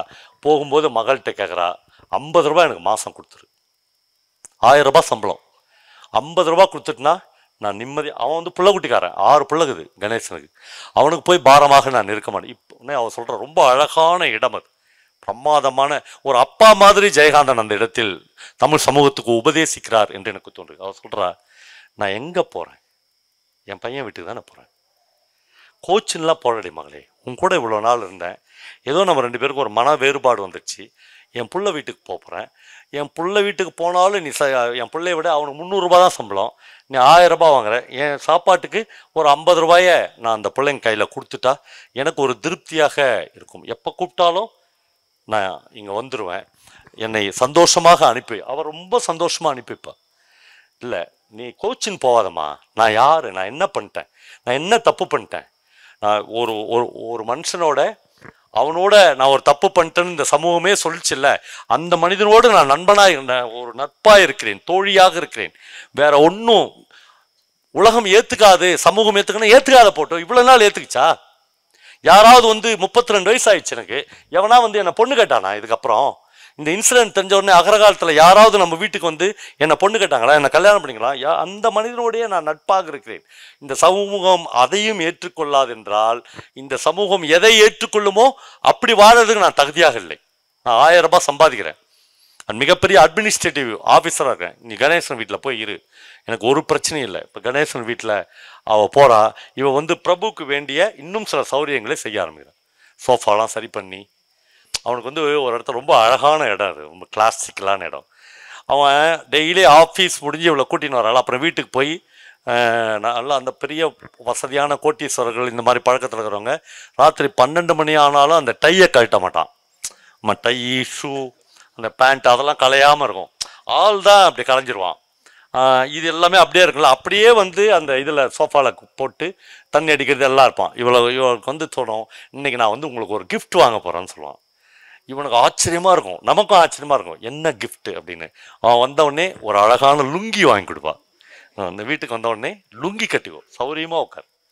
எதிர் வீட்டு பொம்பளை பார்க்குறாளா, அந்த மாமி அவள் மனசுக்குள்ளே வெம்பி வெம்பி சாவான்னு நினைக்கிறேன். நம்ம வீட்டிலையும் ஒரு மாமா இருக்காரு, இந்த மாமாலாம் ஒரு நாளும் இப்படி ஒரு சிகரெட் குச்சி நம்ம பார்த்தது இல்லையே, ஒரு விஸ்கி குச்சி நம்ம பார்த்தது இல்லையே, மாமா தீர்த்தமா மட்டும்தானே குடிக்கிறாரு, அவா பாரு ஃபாரின் தீர்த்தமா குடிக்கிறாரு அப்படின்னு அவன் வந்து அவளை பார்த்துட்டு சிகரெட் படைப்போம். நான் சிரிச்சுக்கினேன் அந்த சீன்லாம், பிரமாதமான சீனு அப்படின்னு. இப்போ ரொம்ப சௌரியமாக அவன் டெய்லி வர. நண்பர்களே, பிரமாதமான ஒரு இடம் இப்போ நான் சொல்ல போகிற இடம். அவளுக்கு வந்து திக்குன்னு தூக்கி போடும். என்னன்னா, இவ கூட வரான், விஸ்கி குடிக்கிறான், சிகரெட் பிடிக்கிறான், முடிஞ்சால் ஃபுட்டு வந்து ஒரு ஐராத்து ஃபுட்டோ அல்லது இவன் வாங்கின்னு வர நான் வெஜிடேரியன் ஃபுட்டோ சாப்பிட்றான். அதுக்கு டைம் பார்க்குறா 11 மணி. இப்போ 11 மணிக்கு இவன் எங்கே போகணும்? வீட்டுக்கு போயிடணும். ஆனால் இவன் மீதி ட்ரிங்க்ஸு எல்லாத்தையும் எடுத்து வச்சுக்கின்னு வீட்டுக்கு போக மாட்டான். எங்கே போகிறான்னு யாருக்குமே தெரியாது. காலையில் தான் வீட்டுக்கு போவான். இப்போ முதல் முறையாக அவளுக்கு ஒரு பயங்கர ஷாக்கான விஷயம் வரும். என்னன்னா, இவன் புறப்படும் போது இவ கூட தான் வீட்டுக்கு வந்தான், இவன் நடுவில் வேற எங்கேயோ போயிட்டான். ஆனால் வீட்டில் இருக்கிற பத்மாவுக்கோ மஞ்சுவுக்கோ இவ வீட்டில் தங்கினான்னு தெரியுமா, இவன் வெளியே போயிட்டான்னு தங்குமா. பத்மாவுக்கு கூட இவ பயப்பட மாட்டான், மஞ்சுவுக்கு பயப்படுவாய். Because she's very good friends. இவங்க 2 பேரும் அவ்வளவு மேன்மையான நண்பர்களாக இருப்பான். ஐயோ, அந்த பொண்ணு வந்து இவன் இங்கே தான் தங்கிட்டு காலையில் போகிறான்னா நம்முடைய அவன் சொல்லுவா, இனிமேல் நீங்கள் என் வீட்டுக்கு வர்றதுன்னா நீங்கள் வந்து நைட்டு 11 மணி ஆனாலும் வீட்டுக்கு போயிடணும், அப்படி இல்லையா நான் டாக்ஸியில் வீட்டுக்கு வந்துடுறேன், நீங்கள் இங்கே வராதிங்க, நீங்கள் எங்கேயோ போகணுன்னு. என் கேர்ள் ஃப்ரெண்டு ஒருத்தி கூப்பிட்டுனே இருக்கிறா, அங்கே போகணும், போ, அதெல்லாம் எனக்கு ஒரு பிரச்சனையும் இல்லை, எனக்கு எந்த பொசஸிவும் இல்லை, அவள் கூட போ. ஆனால் நீ உங்கள் வீட்டிலேருந்து நேரடியாக அங்கே போயிட்டு உங்கள் வீட்டுக்கு போயிட்டு இங்கே வராத. நான் வந்து இந்த ஃப்ரெண்ட்ஷிப்பை அப்படியே காப்பாற்ற விரும்புகிறேன். ரொம்ப பிரமாதமாக இருக்கும் அந்த இடம். அதுக்கப்புறம் ஒரு நாளும் இவன் வீட்டிலேருந்து நேராக வீட்டுக்கு தான் போவான், வேறு எங்கேயுமே போக. இப்போது பார்த்தா அவனுக்கு அந்த பெண் ஃப்ரெண்ட்ஸோட கால் கிடையாது, இவன் வந்து கிளப்புக்கு போகிறது கிடையாது, எதுவுமே இல்லை. ரொம்ப அழகாக லைஃப் போயின்னுக்குது. திடீர்னு மாமா இன்னைக்கு காலையில் வந்து கதவை தட்டுறாரு. அவருக்கு உலகத்தில் அந்த வெங்கட்ராம ஐயர் இவ்வளவு சந்தோஷமாக இருந்து இந்த உலகத்தில் எந்த மனித ஜீவன்களும் பார்த்ததில்லை. அவ்வளோ எக்மோருக்கு 5 மணி வரலையும் ஏன்டா அந்த ட்ரெயின் போகுது, 3 மணிக்கே போயிடக்கூடாதான்னு மாமா ட்ரெயின்லேருந்து குச்சிட்டுப்பார். என்ன ஒரே காரணம்னா வீட்டில் யாரும் இல்லை, கங்கா மட்டும்தாங்கிறா. ஆமாம், இன்னும் வந்து இன்னும் பெரிய ஃப்ரீடம் எடுத்துக்க முடியும். ஆமாம், இவன் வந்து கதவை தட்டுறாரு. கதவை தட்டினோடனே இவன் வந்து பார்க்குறா, ஒரு கரப்பாம்பூச்சி பெட்லேருந்து போகுது. 8 மாதம் ஆச்சு இந்த கரப்பாம்பூச்சி இந்த பெட்டுக்கு வந்துன்னு எழுதுறாரு ஜெயகாந்தன். போகுது, அந்த மாமா வந்துட்டாரு. இப்போ இவன் வந்து இந்த 2 மணி நேரம் எப்படி சமாளிக்கிறது அப்படின்னு தான் ட்ரை பண்ணுறான். காலைல வந்துட்டார்ல, 8 மணி வரலையும் எப்படி சமாளிக்கிறது. கரெக்டாக வந்து நம்ம தலைவர், நம்ம ஹீரோ வந்து ஆர்ன் அடிக்கிறார் அந்த படக்காரில். அப்பா மாமா நீங்கள் காப்பி குடிச்சிட்டு இருங்கோ, நான் அவரோட வாக்கிங் போயிட்டு வந்துடுறேன். எவரோட? அவரோட. ஆமாம், மாமாவுக்கு அப்படியே திக்குன்னு தூக்கி போடுது. அடி பாவி அப்படின்ட்டு மாமா சொல்கிறாரு, கங்கா 1 மினிட் கங்கா. சொல்லுங்க மாமா. அந்த ஜென்டில்மேனை நான் பார்த்தே ஆகணுன்றார். நான் பேசணும் அவரோட. எந்த ஜென்டில்மேன் மாமா அப்படின்னு கேட்குறான். ஏன்னா இவங்க பார்வையெல்லாம் அவன் எவ்வளோ பெரிய அயோக்கியம், அவன் தான் குடும்பத்தையே நாஸ்தி பண்ணவன். ஜெயகாந்தன் எழுதுறாரு, இந்த ஜென்டில்மேன்னு மாமா வந்து அவனை பிரபுவை சொன்னார்ல, அதுக்காக தான் இந்த மாமாவை இன்னும் நான் சகிச்சுனுக்கிறேன்றார். அப்படி ஒரு ஏரியா உண்டு. அதாவது தோக்க போகிற கேஸ் தான், தோக்க போகிற கேஸ் தான். ஆனால் ஜென்டில்மேன்னு சொல்லி மாமா இப்போ வாதாட முறல. இவர் தலைவர் வந்து சரண்டர் ஆக போகிறார் பிரபுக்கிட்ட. அப்போ வாக்கிங் முடிச்சுட்டு இப்போ வரும் இல்லை மாமா, அப்போ வீட்டுக்கே கூட்டின்னு வரேன். கூட்டின்னு வர்றார். 2 பேரும் உட்காந்து பேசுகிறாங்க. அவர் அறிமுகப்படுத்துகிறா, இவர் தான் பிரபு அப்படின்னு. இவர் தான் பிரபுன்னா அவருக்கு தெரியல யார் பிரபுன்னு. ஆமாம், இவர் எங்கள் மாமான்னு அவங்க 2 பேரும் பேசுகிறாங்க. ஒரு 10 சிகரெட் பிடிச்சினே பேசுகிறான். அது எனக்கு சந்தோஷமாக இருந்துச்சு, எனக்கு பர்சனலாக. அப்படி தம் அடிச்சுக்கிட்டே அதை உள்ளேயே போட்டு அவருக்கு ரொம்ப தான் முன்னாடியே ஒரு சுத்திரன் சிகரெட் பிடிக்கிறதா அப்படின்னு நினச்சாலும் கூட, அவள் எங்கே இருக்கா நாம் எங்கே இருக்கான், நாம் வந்து ஒரு ஹைகோர்ட் லாயர் தானே, அவன் வந்து ஒரு கம்பெனிக்கே ஓனர்ல, அவன் சிகரெட் பிடிச்சின்னு ரொம்ப நல்லா பேசுகிறான். Ganga is very intelligent sir, நீங்கள் அவளை ரொம்ப நல்லா வளர்த்துக்கிறீங்க. அது உள்ளுக்குள்ளே என்னன்னா நீங்கள் தொடாமல் வளர்த்துருந்தீங்கன்னா இன்னும் நல்லது அப்படின்னு அர்த்தம். அப்படி 2 பேர் பேசிட்டு அந்த உரையாடல் ரொம்ப நல்லா முடியுது. இவன் வந்து அந்த உரையாடல் முடிஞ்ச அடுத்த செகண்ட் ஒரு டாக்ஸி பிடிச்சி நேராக ட்ரிப்ளிகேனில் போய் டாக்ஸி நிற்கிது. நின்னோடனே ஒரு பொண்ணு, கணேசன் பொண்ணு ஓடி, ஐயோ எங்கள் அத்தை வந்துடுச்சு. எப்பயுமே இந்த அத்தை 1000 ரூபாய்க்கு மேலே சம்பளம் வாங்குறவங்கள வந்து அந்த வீட்டில் பயங்கர மரியாதை இருக்கும் அந்த பெண் குழந்தைங்களுக்கு. ஏங்க இவங்க அப்போ 300 ரூபாய் கூட இன்னும் தான்லையே, அவள் அத்தை அப்படின்னு. எப்படி வந்த அத்தைன்னு அந்த அம்மா உள்ளே கூட்டின்னு போகுது. அவள் டாக்ஸிலேருந்து இறங்கவே மாட்டாள். எங்கள் அம்மா அம்மாவை கூப்பிட்டு, உங்கள் அண்ணன் வந்துக்கிறார், உங்கள் மாமா வந்துக்கிறார், தயவு செய்து வந்து சேரு. அது எப்படி அப்படியே எல்லாத்தையும் விட்டு வந்துட முடியுமா, வந்து தானே ஆகணும், வேறு வழியே இல்லையே அப்படின் போது, மத்தியானத்துக்குள்ளே போடுறேன், நான் இந்த 2 மணி நேரத்தை எப்படியாவது சமாளிச்சுக்கிறேன். கடகடன்னு சாப்பாடு செஞ்சு வச்சுட்டு புறப்படும்போது மாமாவுக்குள் இருக்கிற அந்த உயிர் நாகம் எழும்பி அவர் கேட்குறார், கங்கா இன்னைக்காச்சும் லீவ் போட்டுறேன் அப்படின்றாரு. அவன் சொல்கிறா, இன்னைக்கு மட்டும் நான் லீவ் போட்டேன்னா என்னை வேலையில் விட்டே அனுப்பிச்சிடுவாங்க, அங்கே ஒரு வேலையுமே இல்லை, சும்மா தான் போய் உட்காரணும். இன்னைக்கு லீவ்லாம் போட முடியாது மாமா, அவ்வளோ வேலைக்குது. ஏண்டி ஒரு வளர்த்து ஆளாக்கி படிக்க வச்ச மாமாவுக்காக அப்பளம் சுட்டு வச்சுக்கிறேன் மாமா. இவ்வளவும் செஞ்ச ஒரு மாமாவுக்காக நல்ல 10 அப்பளம் சுட்டு வச்சுக்கிறேன், நல்லா சாப்பிடுங்க மாமா, நான் போயிட்டு வந்துடுறேன் போயிடுறேன். இப்போ மதியானம் அம்மா வந்துடுறாங்க. இப்படி இந்த வாழ்க்கை சித்திரங்கள் போயினே இருக்கு. திடீரென்று ஒரு நாள் கங்காவுக்கு ஒரு ஃபோன் வருது. எனக்கு தெரிஞ்சு அந்த கதையில் பிரபுக்கிட்ட இல்லாத இன்னொரு ஆள்கிட்ட வந்த ஒரே ஃபோன் கங்காவுக்கு அந்த ஒரு ஃபோன் தான். ஜேகே வந்து அஃபிஷியல் ஃபோன் ஒன்று வந்துச்சு அவளுக்குன்னு கூட இது வரலாம் அந்த கதையில் எழுதலை. ஏன்னா எப்பயுமே பிரபு ஹியர், அங்கே வந்து கங்கா ஹியர், அவங்க 2 பேர் தான் பேசிக்குவாங்க. இன்னைக்கு அதே மாதிரி அவ கங்கா ஹியர், பிரபு ஹியர்னு சொன்னல, இல்லை ஆர்கேவி ஹியர். இவருக்கு ரொம்ப ஆச்சரியமா ஆகுது. சார் எப்படி சார் இருக்கீங்க, அவரால் தான் இந்த ரீயூனியன். அவரால் தான் பிரபு யார் என்று கண்டுபிடிக்கப்பட்டது. அந்த ஆர்கேவி என்கிற மனுஷனால் தான் தன்னுடைய வாழ்க்கைக்கு 12 வருஷத்துக்கு பிறகு ஒரு அர்த்தம் கிடைத்தது. இவ சார் எப்படி சார் இருக்கீங்க? நன்னா இருக்கண்டா குழந்தை, ஒரு முக்கியமான விஷயத்த உங்ககிட்ட பேசணும், சொல்லு. நீ வந்து போனல அந்த ஃப்ராக்ஷன் ஆஃப் த செகண்ட் தான், இன்னும் அரை மணி நேரம் எங்கள் வீட்டில் இருந்திருப்பியோ இல்லையோ, அந்த அரை மணி நேரத்துக்குள்ள எங்கள் அம்மாவுக்கு அப்படி பிடிச்சிட்டு சொன்னேன். எனக்கு தம்பியோ வேற யாருனா இருந்திருந்தா கல்யாணம் இருந்தால் உன்னை பொண்ணு கேட்டு வந்திருப்பா. அவ்வளவு இனிமையான பொண்ணுன்னு உன்னை பேசினே இருக்கா. அதுக்கப்புறம் என்ன எவ்வளோ பெண்கள் பார்த்துக்கிறாங்க, அதுக்கு முன்னாடி பார்த்து இன்னும் அப்படி பிடிச்சிச்சு. ரொம்ப நன்றி சார். நான் அவ்வளோ இல்லை. இப்போ என்னென்னா எனக்கு ஒரு கசின் இருக்கான், அவன் பேர் ராமன். அவன் வந்து பெங்களூரில் இருக்கான், 4 டிஜிட்டில் சம்பளம் வாங்குறான், விடோயர். அவன் ஒய்ஃப் இறந்துட்டாங்க.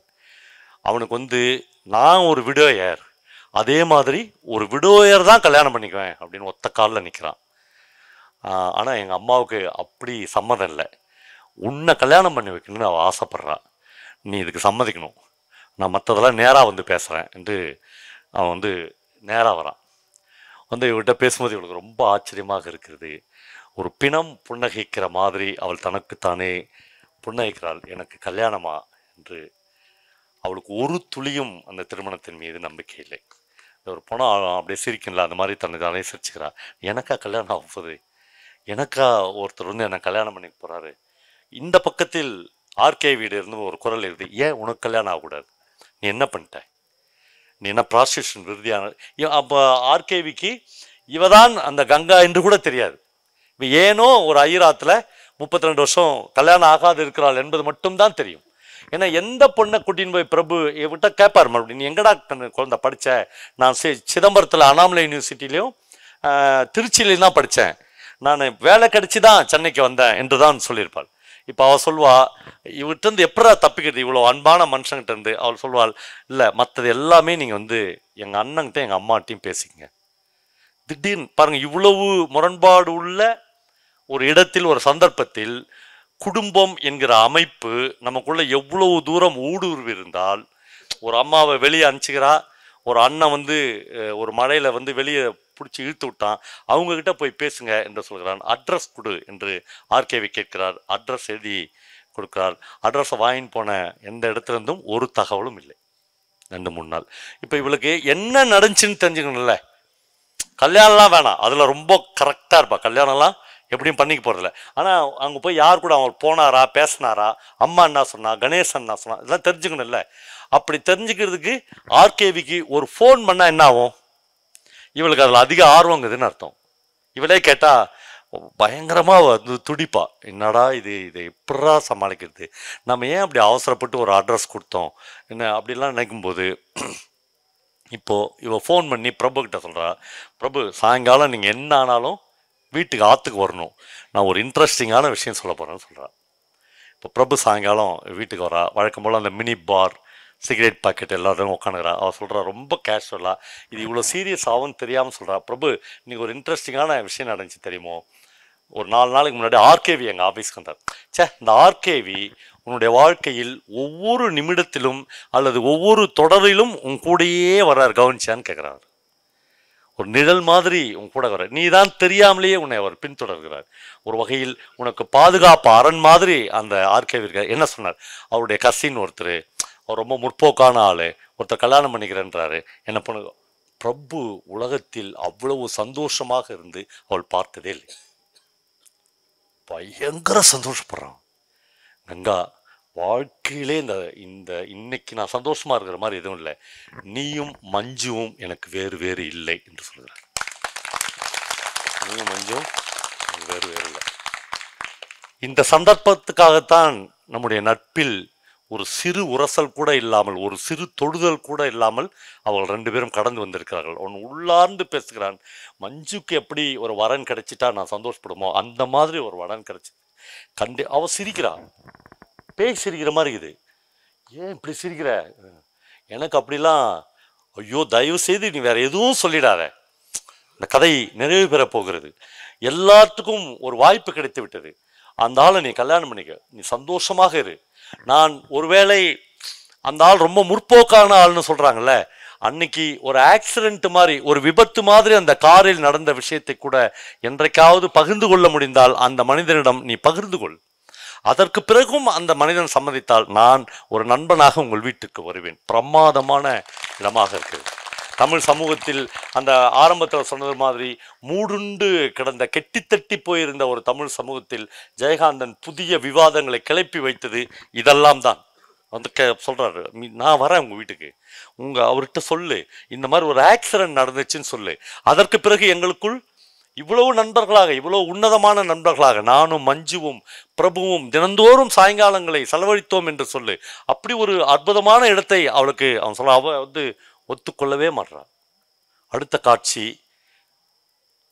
காட்சி பிரபு சேர்மன், பிரபு அசோசியேட்ஸ் என்கிற அலுவலகத்துக்கு முன்னால் ஒரு ஆள் போய் ஜே.கே.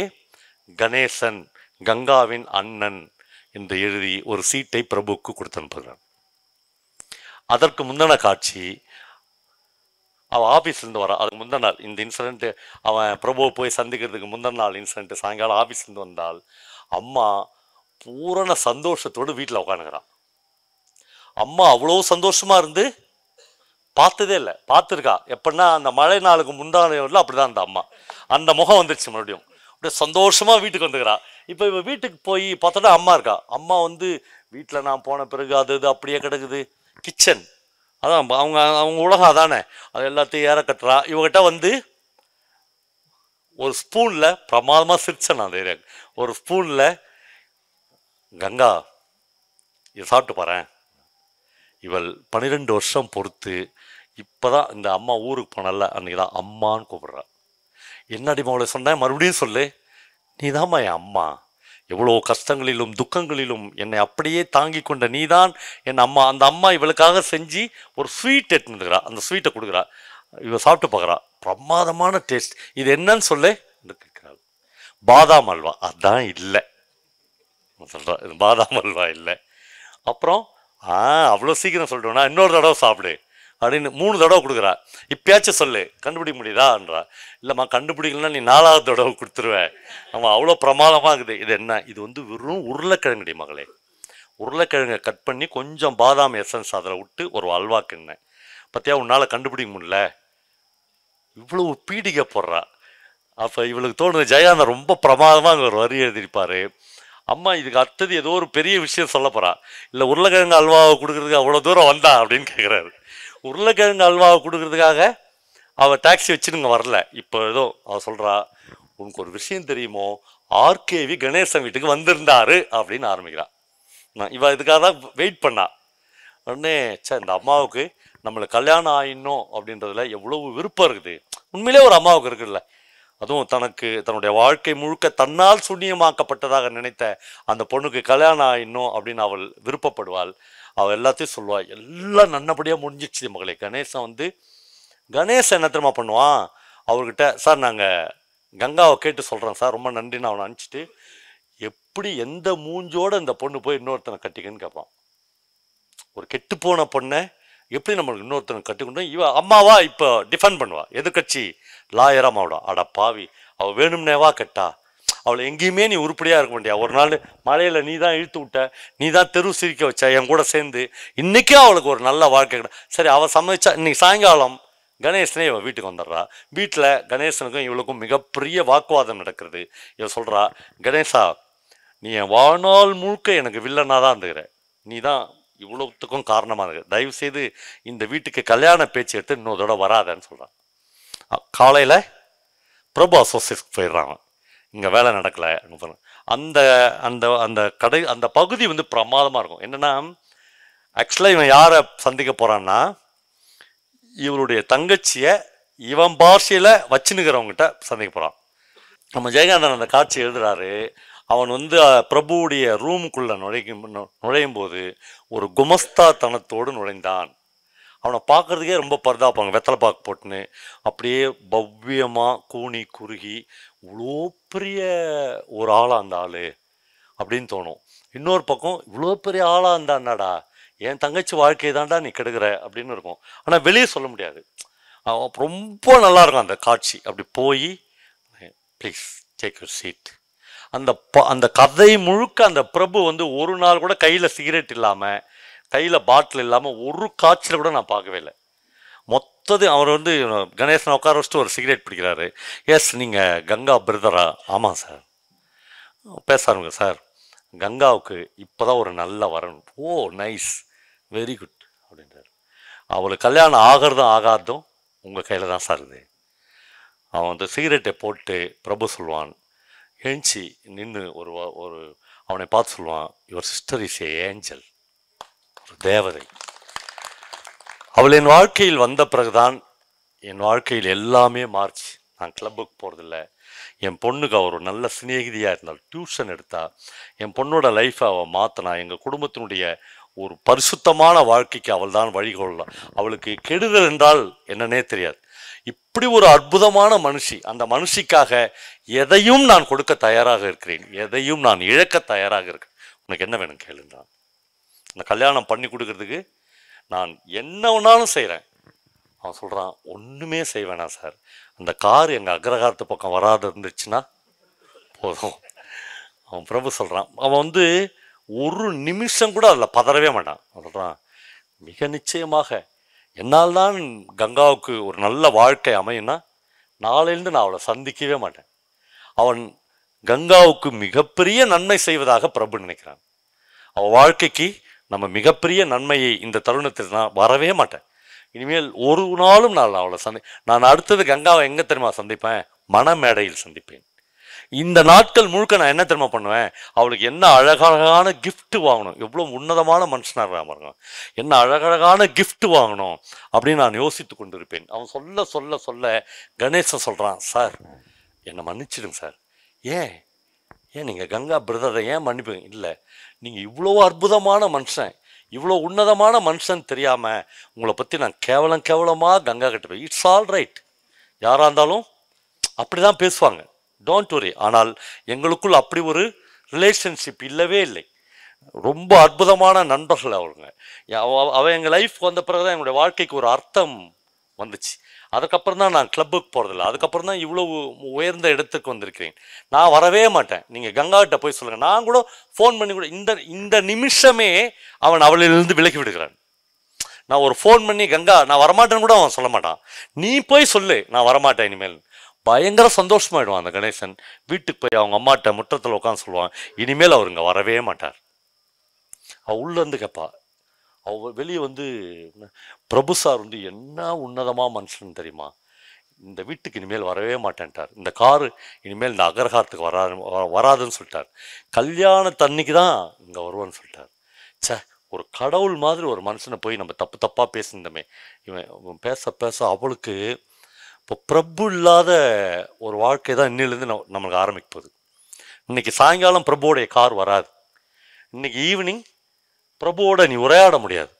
இன்னைக்கு சாயங்காலம் ஒரு விஸ்கி பாட்டிலை வச்சுட்டு அவனுக்கு சிகரெட் பற்ற வைக்கிறதுக்கு அவனுடைய அருகாமை, ஒரு ஆணினுடைய வாசனையை இந்த நாட்கள் முழுக்க சுமந்த அவளுக்கு இன்றைக்கு ஒரு ஆணின் வாசனை இருக்க போவதில்லை. இந்த வீட்டினுடைய அகரகார்த்த வாசனை மட்டும்தான் இருக்க போகிறது. பதறி போய் ஓடி போய் ட்ரங்கால் பண்ணி பிரபுக்கு பேசுவார். பிரபு ஹியர், நான் தான் கங்கா பேசுகிறேன். கங்கா நல்லா இருக்கியா? எனக்கு ரொம்ப சந்தோஷம். கணேசன் வந்தானாமே?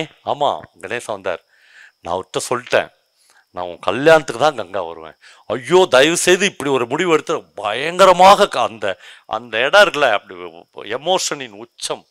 அவர் சொல்லுவா அந்த டைலாகில் ஒரு 3-4 இடத்தில், you are my man, you are my man, you are my man என்று கதர்வாள். காதல், நான் காதல் வயப்படாதெல்லாம் இல்லை, நான் உன்கிட்ட காதல் வயப்பட்டிருந்தேன். ஆனால் அதில் ஒரு துளியும் காமம் கலந்துடக்கூடாது. இன்னைக்கு சொல்கிறேன் பிரபு, நீ என் வீட்டுக்கு வா, என் பெட்டை வந்து நான் ரெடி பண்ணி வைக்கிறேன், இன்னைக்கு இரவு நாம் 2 பேரும் நான்சென்ஸ் ஸ்டாப் இட் என்று சொல்லுவான். இவ எமோஷனல் ஆகி இன்னைக்கு என் பெட்டு உனக்கு தான், நீ வா என்று கூடும்போது அவன் சொல்லுவான், ஸ்டாப் இட் நான்சென்ஸ். நீ எவ்வளவு உன்னதமாக வாழ வேண்டிய பொண்ணு, நீ எவ்வளவு உச்சங்களை தொட வேண்டிய பொண்ணு. கேவலம் எனக்கு 3 பசங்க இருக்கு, 24 மணி நேரம் குடிகாரன், எப்பயுமே கையில் ஒரு சிகரெட் வச்சுங்கிறவன், எனக்கு போய் உன் பெட்டை தட்டி போடுறேன்ன, நீ வந்து ஒரு அசடு. 12 வருஷத்துக்கு முன்னாடி கார் கதவை திறந்த போது நீ ஒரு அசடா இருந்தால, அதை விட பெரிய அசடா இந்த நிமிஷத்துல தான் நீ இருக்கிற. ஒருபோதும் நான் உன்னை சந்திக்கவே மாட்டேன். ஃபோன் ஒரு நாளும் உனக்கு நான் ஃபோன் பண்ண மாட்டேன். இனிமேல் உன் கல்யாணத்தன்னைக்கு மட்டும்தான் நான் உன்னை பார்ப்பேன். ஃபோன் துண்டிக்கப்படுகிறது. அவளால் இதை தாங்கிக் கொள்ளவே முடியவில்லை. இந்த உலகத்தில் ஒரு தொலைபேசியின் மூலமாக இவ்வளவு ஆசிடை வாரி அவளுடைய மூஞ்சில யாரோ ஒருத்தன் விசிறி அடிக்கிறான். அவளுக்கு தாங்க முடியும். நீ இல்லாத இந்த நாட்கள், இந்த உன்னதமான இரவுகள், நம்முடைய உரையாடல்கள், நம்முடைய நட்பு, நம்முடைய செய்கைகள் எல்லாமும் ஒரே நாளில் சூன்யமாக மாறிவிட்டது. என்ன அவளுக்கு என்ன பண்ணுறதுனே தெரில. கணேசன் போயிட்டான். அம்மா கிச்சனில் போய் படுத்து விடுகிறாள். இவளுக்கு நடக்கிறாள் பூனை மாதிரி. மாமா அன்னையோடு போனவர் தான். வீட்டில் போய் பெட்டை, தன்னுடைய படுக்கை அறையை மூடுகிறாள். அப்படி படுத்து உத்தரத்தை பார்க்கிறாள். கடைசியாக வீட்டுக்கு பிரபு ஒரு 4-5 நாள் ஆச்சு. இதுக்கு நடுவில் அவனுக்கு இன்னொரு இன்சிடென்ட் நடக்குது. இவங்க பேசின்னு இருக்கும்போது அவன் சொல்கிறான், நான் நேற்று நைட்டு ஒரு சூசைடு ட்ரை பண்ணான்றான். அவள் அப்படியே பதறிடுறா. இதை விட பதட்டமான இடம். சூசைடா? என்னாச்சுன்னு கேட்குறா. அவன் சொல்கிறான், எது நடக்கக்கூடாதுன்னு நினச்சினோ அது நடந்துச்சு. நான் ரொம்ப நாளைக்கு பிறகு உன்னுடைய சந்திப்பை கொஞ்சம் கொஞ்சமாக தவிர்க்கணும்னு என்ன பண்ணுறேன்னு தெரியாத மறுபடியும் கிளப்புக்கு போனேன். அன்னைக்கு 5000 ரூபாய் மஞ்சுக்கிட்ட வாங்கின்னு போனேன். 5000 ரூபாயும் தோத்துட்டேன். அப்போ வீட்டுக்கு போனால் என்ன பண்ணுறதுனே தெரியாது. நான் மறுபடியும் வண்டி எடுத்துன்னு மிட் நைட் 2 மணிக்கு மஞ்சுவை எழுப்பி எனக்கு இன்னும் 3000 ரூபாய் வேணும்னு கேட்டேன். மஞ்சு முடியவே முடியாது அப்படின்னு என்னை துரத்துச்சு. இல்லைனா நான் சூசைட் பண்ணி செத்துருவேன் அப்படின்னு மஞ்சுக்கிட்ட சொல்லி மறுபடியும் 3000 ரூபாயை வாங்கின்னு போய் விளையாடினேன். விளையாடும்போது இவன் என்ன பண்ணுவான், பாத்ரூமுக்கு போய் ஒரு போலி கார்டு வச்சுருவான். கையில் ஒரு கார்டு வச்சுருவான். சூதை தப்பாக விளையாடி அதை கண்டுபிடிச்சிடுவாங்க எல்லாரும். இவ்வளோ பெரிய கனவான், இவ்வளோ பெரிய கோட்டீஸ்வரன், இவ்வளவு கௌரவமான குடும்பத்தை சேர்ந்தவன், அப்படியே எல்லாரும் முன்னாடியும் அசிங்கப்பட்டு நான் நின்னேன். எல்லாரும் சொல்லுவாங்க, தயவுசெய்து இங்கே நிற்காத, தயவுசெய்து போயிடு. என்னை ஒரு விலங்கை மாதிரி ட்ரீட் பண்ணாங்க. ஒரு ஃபியூ மினிட்ஸுக்கு முன்னாடி இவன் அந்த கிளப்பினுடைய கனவான், இந்த நகரத்தினுடைய கனவான்களின் ஒரு கோட்டீஸ்வரன். அவன் சொல்லுவான், இந்த இந்த இந்த கோட்டீஸ்வரர்கள் பணத்திலேயே புரண்டு செகண்ட் தலைமுறை இதில் சில்வர் ஸ்பூன்லேயே வளர்ந்த பசங்க, அந்த பசங்களை கிளப்பில் நீங்கள் பாருங்கன்னுவான். இவர்கிட்ட சொல்லுவான், நீ ஒரு நாள் எங்கள் கிளப்புக்கு வா கங்கா, இந்த கோட்டீஸ்வர பசங்க எல்லாருமே எங்கள் கிளப்பில் தான் இருந்தாங்க. அவங்களுக்கு அவங்க அப்பா அம்மா மட்டும் சொத்து சேர்த்து வைக்காத போயிருந்தாங்கன்னா இந்த பசங்க, ஜெயகாந்தன் எழுதுகிறார், இந்த பசங்க எச்சிலை எடுப்பதற்கு கூட லாயக்கற்றவர்கள் அப்படின்றார். அது கூட இவங்களுக்கு தெரியாது. இவர்களுக்கு தெரிந்த ஒரே விஷயம் பணம். அதுவும் இவங்க சம்பாதிக்கல, அப்பா அம்மா சம்பாரிச்சு வச்சிருந்த பணத்தை இப்படி கிளப்லையும் சாராயத்திலையும் அழிப்பதற்காகத்தான் இவர்கள் இருந்திருப்பாங்க. நான் ரொம்ப அசிங்கப்பட்டேன். அப்புறம் எல்லாரும் சேர்ந்து நான் சொன்னேன், ஐம் சாரி, நான் தெரியாமல் பண்ணிட்டேன், நான் ட்ரிங்க்ஸ் நிறைய சாப்பிட்டதுனால பண்ணிட்டேன் என்று கதறி கதறி அவர்கள் முன்னால் எல்லாம் மன்னிப்பு கேட்டேன். என்னை கார் ஏற்றி பரவாயில்ல நீங்கள் வீட்டுக்கு போங்க என்று அனுப்பும்போது எனக்கு காதில் ஒரு கரல் கேட்டுச்சு, இவனை இன்னைக்கே கிளப்லேருந்து எடுத்துருங்க, இனிமேல் இந்த காம்பவுண்டுக்குள்ளேயே இவன் நுழையக்கூடாது என்று. இதுக்கு மேலே நம்ம ஏன் உயிரோட வாழணும் என்று நான் அன்னைக்கு நைட் தூக்க மாத்திரை சாப்பிடலான்னு நினச்சேன். கங்கா அவனுடைய தோளை தொட்டு கையை தொட்டு ஸ்பரிசித்து சொல்வாள், ஒரு வகையில் கடவுள் உங்களுக்கு நன்மையை செய்திருக்கிறாள், இனிமேல் அந்த கிளப் பக்கம் போகாதீங்க என்று சொல்வாள். ஏதோ ஒரு வகையில் நீங்கள் அவமானப்படுத்தப்பட்டீர்கள், ஏதோ ஒரு வகையில் நீங்கள் காப்பாற்றப்பட்டு இருக்கிறீர்கள், இனிமேல் அந்த கிளப்புக்கு போகாமல் இருப்பதற்கு இது ஒரு நல்ல தருணம். இப்போ எல்லாம் முடிந்து விட்டது. இவள் கடைசியாக இவள் வீட்டுக்கு வருவான். ஒரு ஃபுல் பாட்டில் விஸ்கி எடுப்பான். ஒரு கால் பாட்டில் சாப்பிட்டு, எப்பயுமே அவன் பழக்கம் அந்த விஸ்கி பாட்டிலோடு சேர்த்து இந்த வீட்டிலே விட்டு போயிடுவான். அப்புறம் அடுத்த நாள் ஆள் வரும்போது தான் இவள் எடுத்து எல்லாத்தையும் சுத்தம் பண்ணி ஊற்றி தருவாள். இப்போ போய் இவள் மோட்டு வலையை பார்த்து தன்னுடைய பெட்ரூமில் படுக்கிறாள். அந்த பிரீஃப் கேஸ் தெரிகிறது.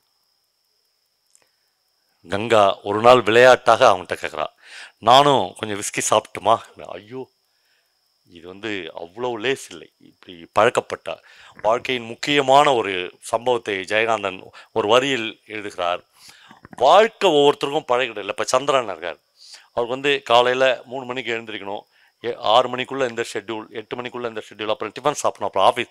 அப்படி பழகிடுச்சு இல்லை. குடிகாரர்களுக்கு எப்படி குடி பழகிவிட்டதோ அப்படி எனக்கு வாழ்க்கை பழகிவிட்டது என்று பிரபு சொல்கிறான். ஒரு பழக்கம்தான். நான் அதனால தான் ஆஃபீஸ் போகிறேன், அதனால தான் சாயங்காலம் வரேன்.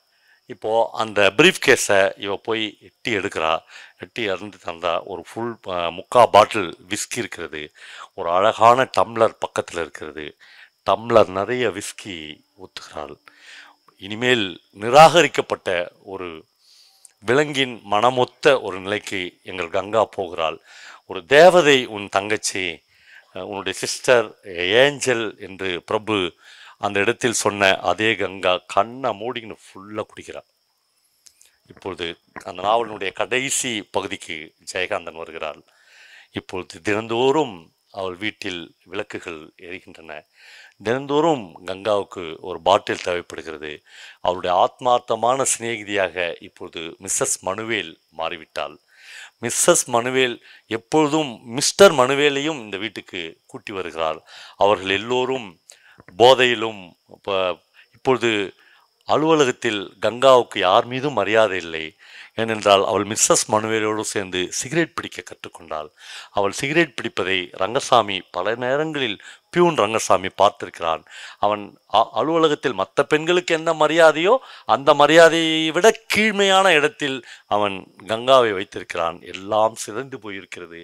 கங்கா இப்பொழுது ப்ரொமோஷனில் இன்னும் பெரிய அலுவலகத்தின் ஆபீசராக மாறிவிட்டாள். அவள் இப்போ டாக்ஸி பிடித்து போக வேண்டிய அவசியம் இல்லை. அலுவலகத்து கார் தினந்தோறும் வீட்டுக்கு வருகிறது. கார் மட்டும் வரவில்லை, பல நேரங்களில் அவளை விடுவதற்கும் அழைத்து போவதற்கும் பல அலுவலர்கள் மாறி மாறி அந்த காரில் வருகிறார்கள். எல்லோரிடமும் அவள் சகஜமாக போகிறாள், வருகிறாள். அவளால் விஸ்கி குடிக்காமல் இருக்கவே முடியவில்லை. ஒவ்வொரு நாளும் அவள் அகராரத்தில் மிக மிக மோசமான கெட்ட வார்த்தைகளால் நின்று ரிக்ஷாக்காரர்களிடமும் டாக்ஸிக்காரர்களிடமும் கீரை விற்பவர்களிடமும் பால்காரனிடமும் சண்டை போடுகிறார்கள். இது ஒன்றும் அக்ரஹாரத்து மக்களுக்கு புதிதில்லை. ஆனால் அக்ரஹாரத்துக்கு கொஞ்சம் தூரத்தில் கண்ணு கெட்டாத தூரத்தில் இருக்கிற சேரியிலிருந்து தான் இந்த வார்த்தைகளை அவர்கள் தமிழில் கேட்டிருப்பார்கள். இப்போதுதான் அக்ரஹாரத்தில் அதே வார்த்தைகளை மிக அழகான ஆங்கிலத்தில் கங்கா மூலமாக அவர்கள் அருந்துகிறார்கள். சொல்லிக்கொண்டே போய்கொண்டிருக்கிறார்கள். இந்த முடிவைத்தான் எங்களால் ஏற்றுக்கொள்ள முடியவில்லை என்று அவ்வளவு பேர் ஜெயகாந்தனிடம் சண்டைக்கு போயிருக்கிறார்கள். அவருடைய இந்த முடிவை மாற்றி எழுதுங்கள் என்று சொல்லியிருக்கிறார்கள். ஒரு பேரில் அப்படியே இன்னொரு இடத்துக்கு ஜெயகாந்தன் வருகிறார். பிரபு என்ன ஆனான் என்று கேட்கிறார். இப்போதெல்லாம் பிரபு கிளப்புக்கு போவதில்லை. அவனுக்கு கங்கா என்கிற ஒரு சிநேகிதி இல்லவே இல்லை. அவன் வீட்டிலேயே ஒரு பிரமாதமான பார் செட் பண்ணியிருக்கிறார்கள். பாரை செட் பண்ணி கொடுத்தது மிஸ்ஸஸ் பத்மா பிரபு. தன் கணவனுக்கு நான் கூட வந்ததுக்கு இதான் கரெக்டான டைம். அவர் எல்லாமே பண்ணி, உனக்கு என்ன இதானே வேணும், அவன் என்னடா பத்மா நான் ஊற்றி தரேன் என்று விஸ்கியை ரொம்ப கரெக்டாக எவ்வளோ கலக்கணுமோ அவ்வளோ கலந்து தன் கணவனுக்கு பணிவிடை செய்ய ஆரம்பிக்கிறாள். அவன் பிரமாதமாக இருக்குது. அவன் எங்கேயும் போக மாட்டான். இன்னைக்கு கடைசியாக அவன் சொல்கிறா, இன்னைக்கு கங்காவை தேட்டரில் ஒரு சட்டக்காட்சி முன்னாடி பார்த்தேன். இல்லாமல் இப்படி ஆகிட்டுக்கிறா, அவளே செதஞ்சு போய் சிகரெட் பிடிச்சி ஒரு மாதிரிட்டா. பிரபு சொல்லுகிறான், கண்டவங்களை பற்றி நீ ஏன் என்கிட்ட பேசுகிற? நம்முடைய ஒரு ஈவினிங்கை ஏன் வேஸ்ட் பண்ணுற? சில நேரங்களில் சில மனிதர்கள். பத்மா ஒரு பாட்டிலை எடுத்து தன்னுடைய கணவன் மிச்சம் வைத்த அந்த விஸ்கி மிச்சம் வைத்த அந்த டம்ளர் காலியானதில் ஊற்றி ஒரு பதிவிரதையாக தன்னுடைய கணவனுக்கு எடுத்து அப்படி நீட்டுகிறாள். சில நேரங்களில் சில மனிதர்கள். பத்மா அப்படி மாறி இருக்கிறாள்.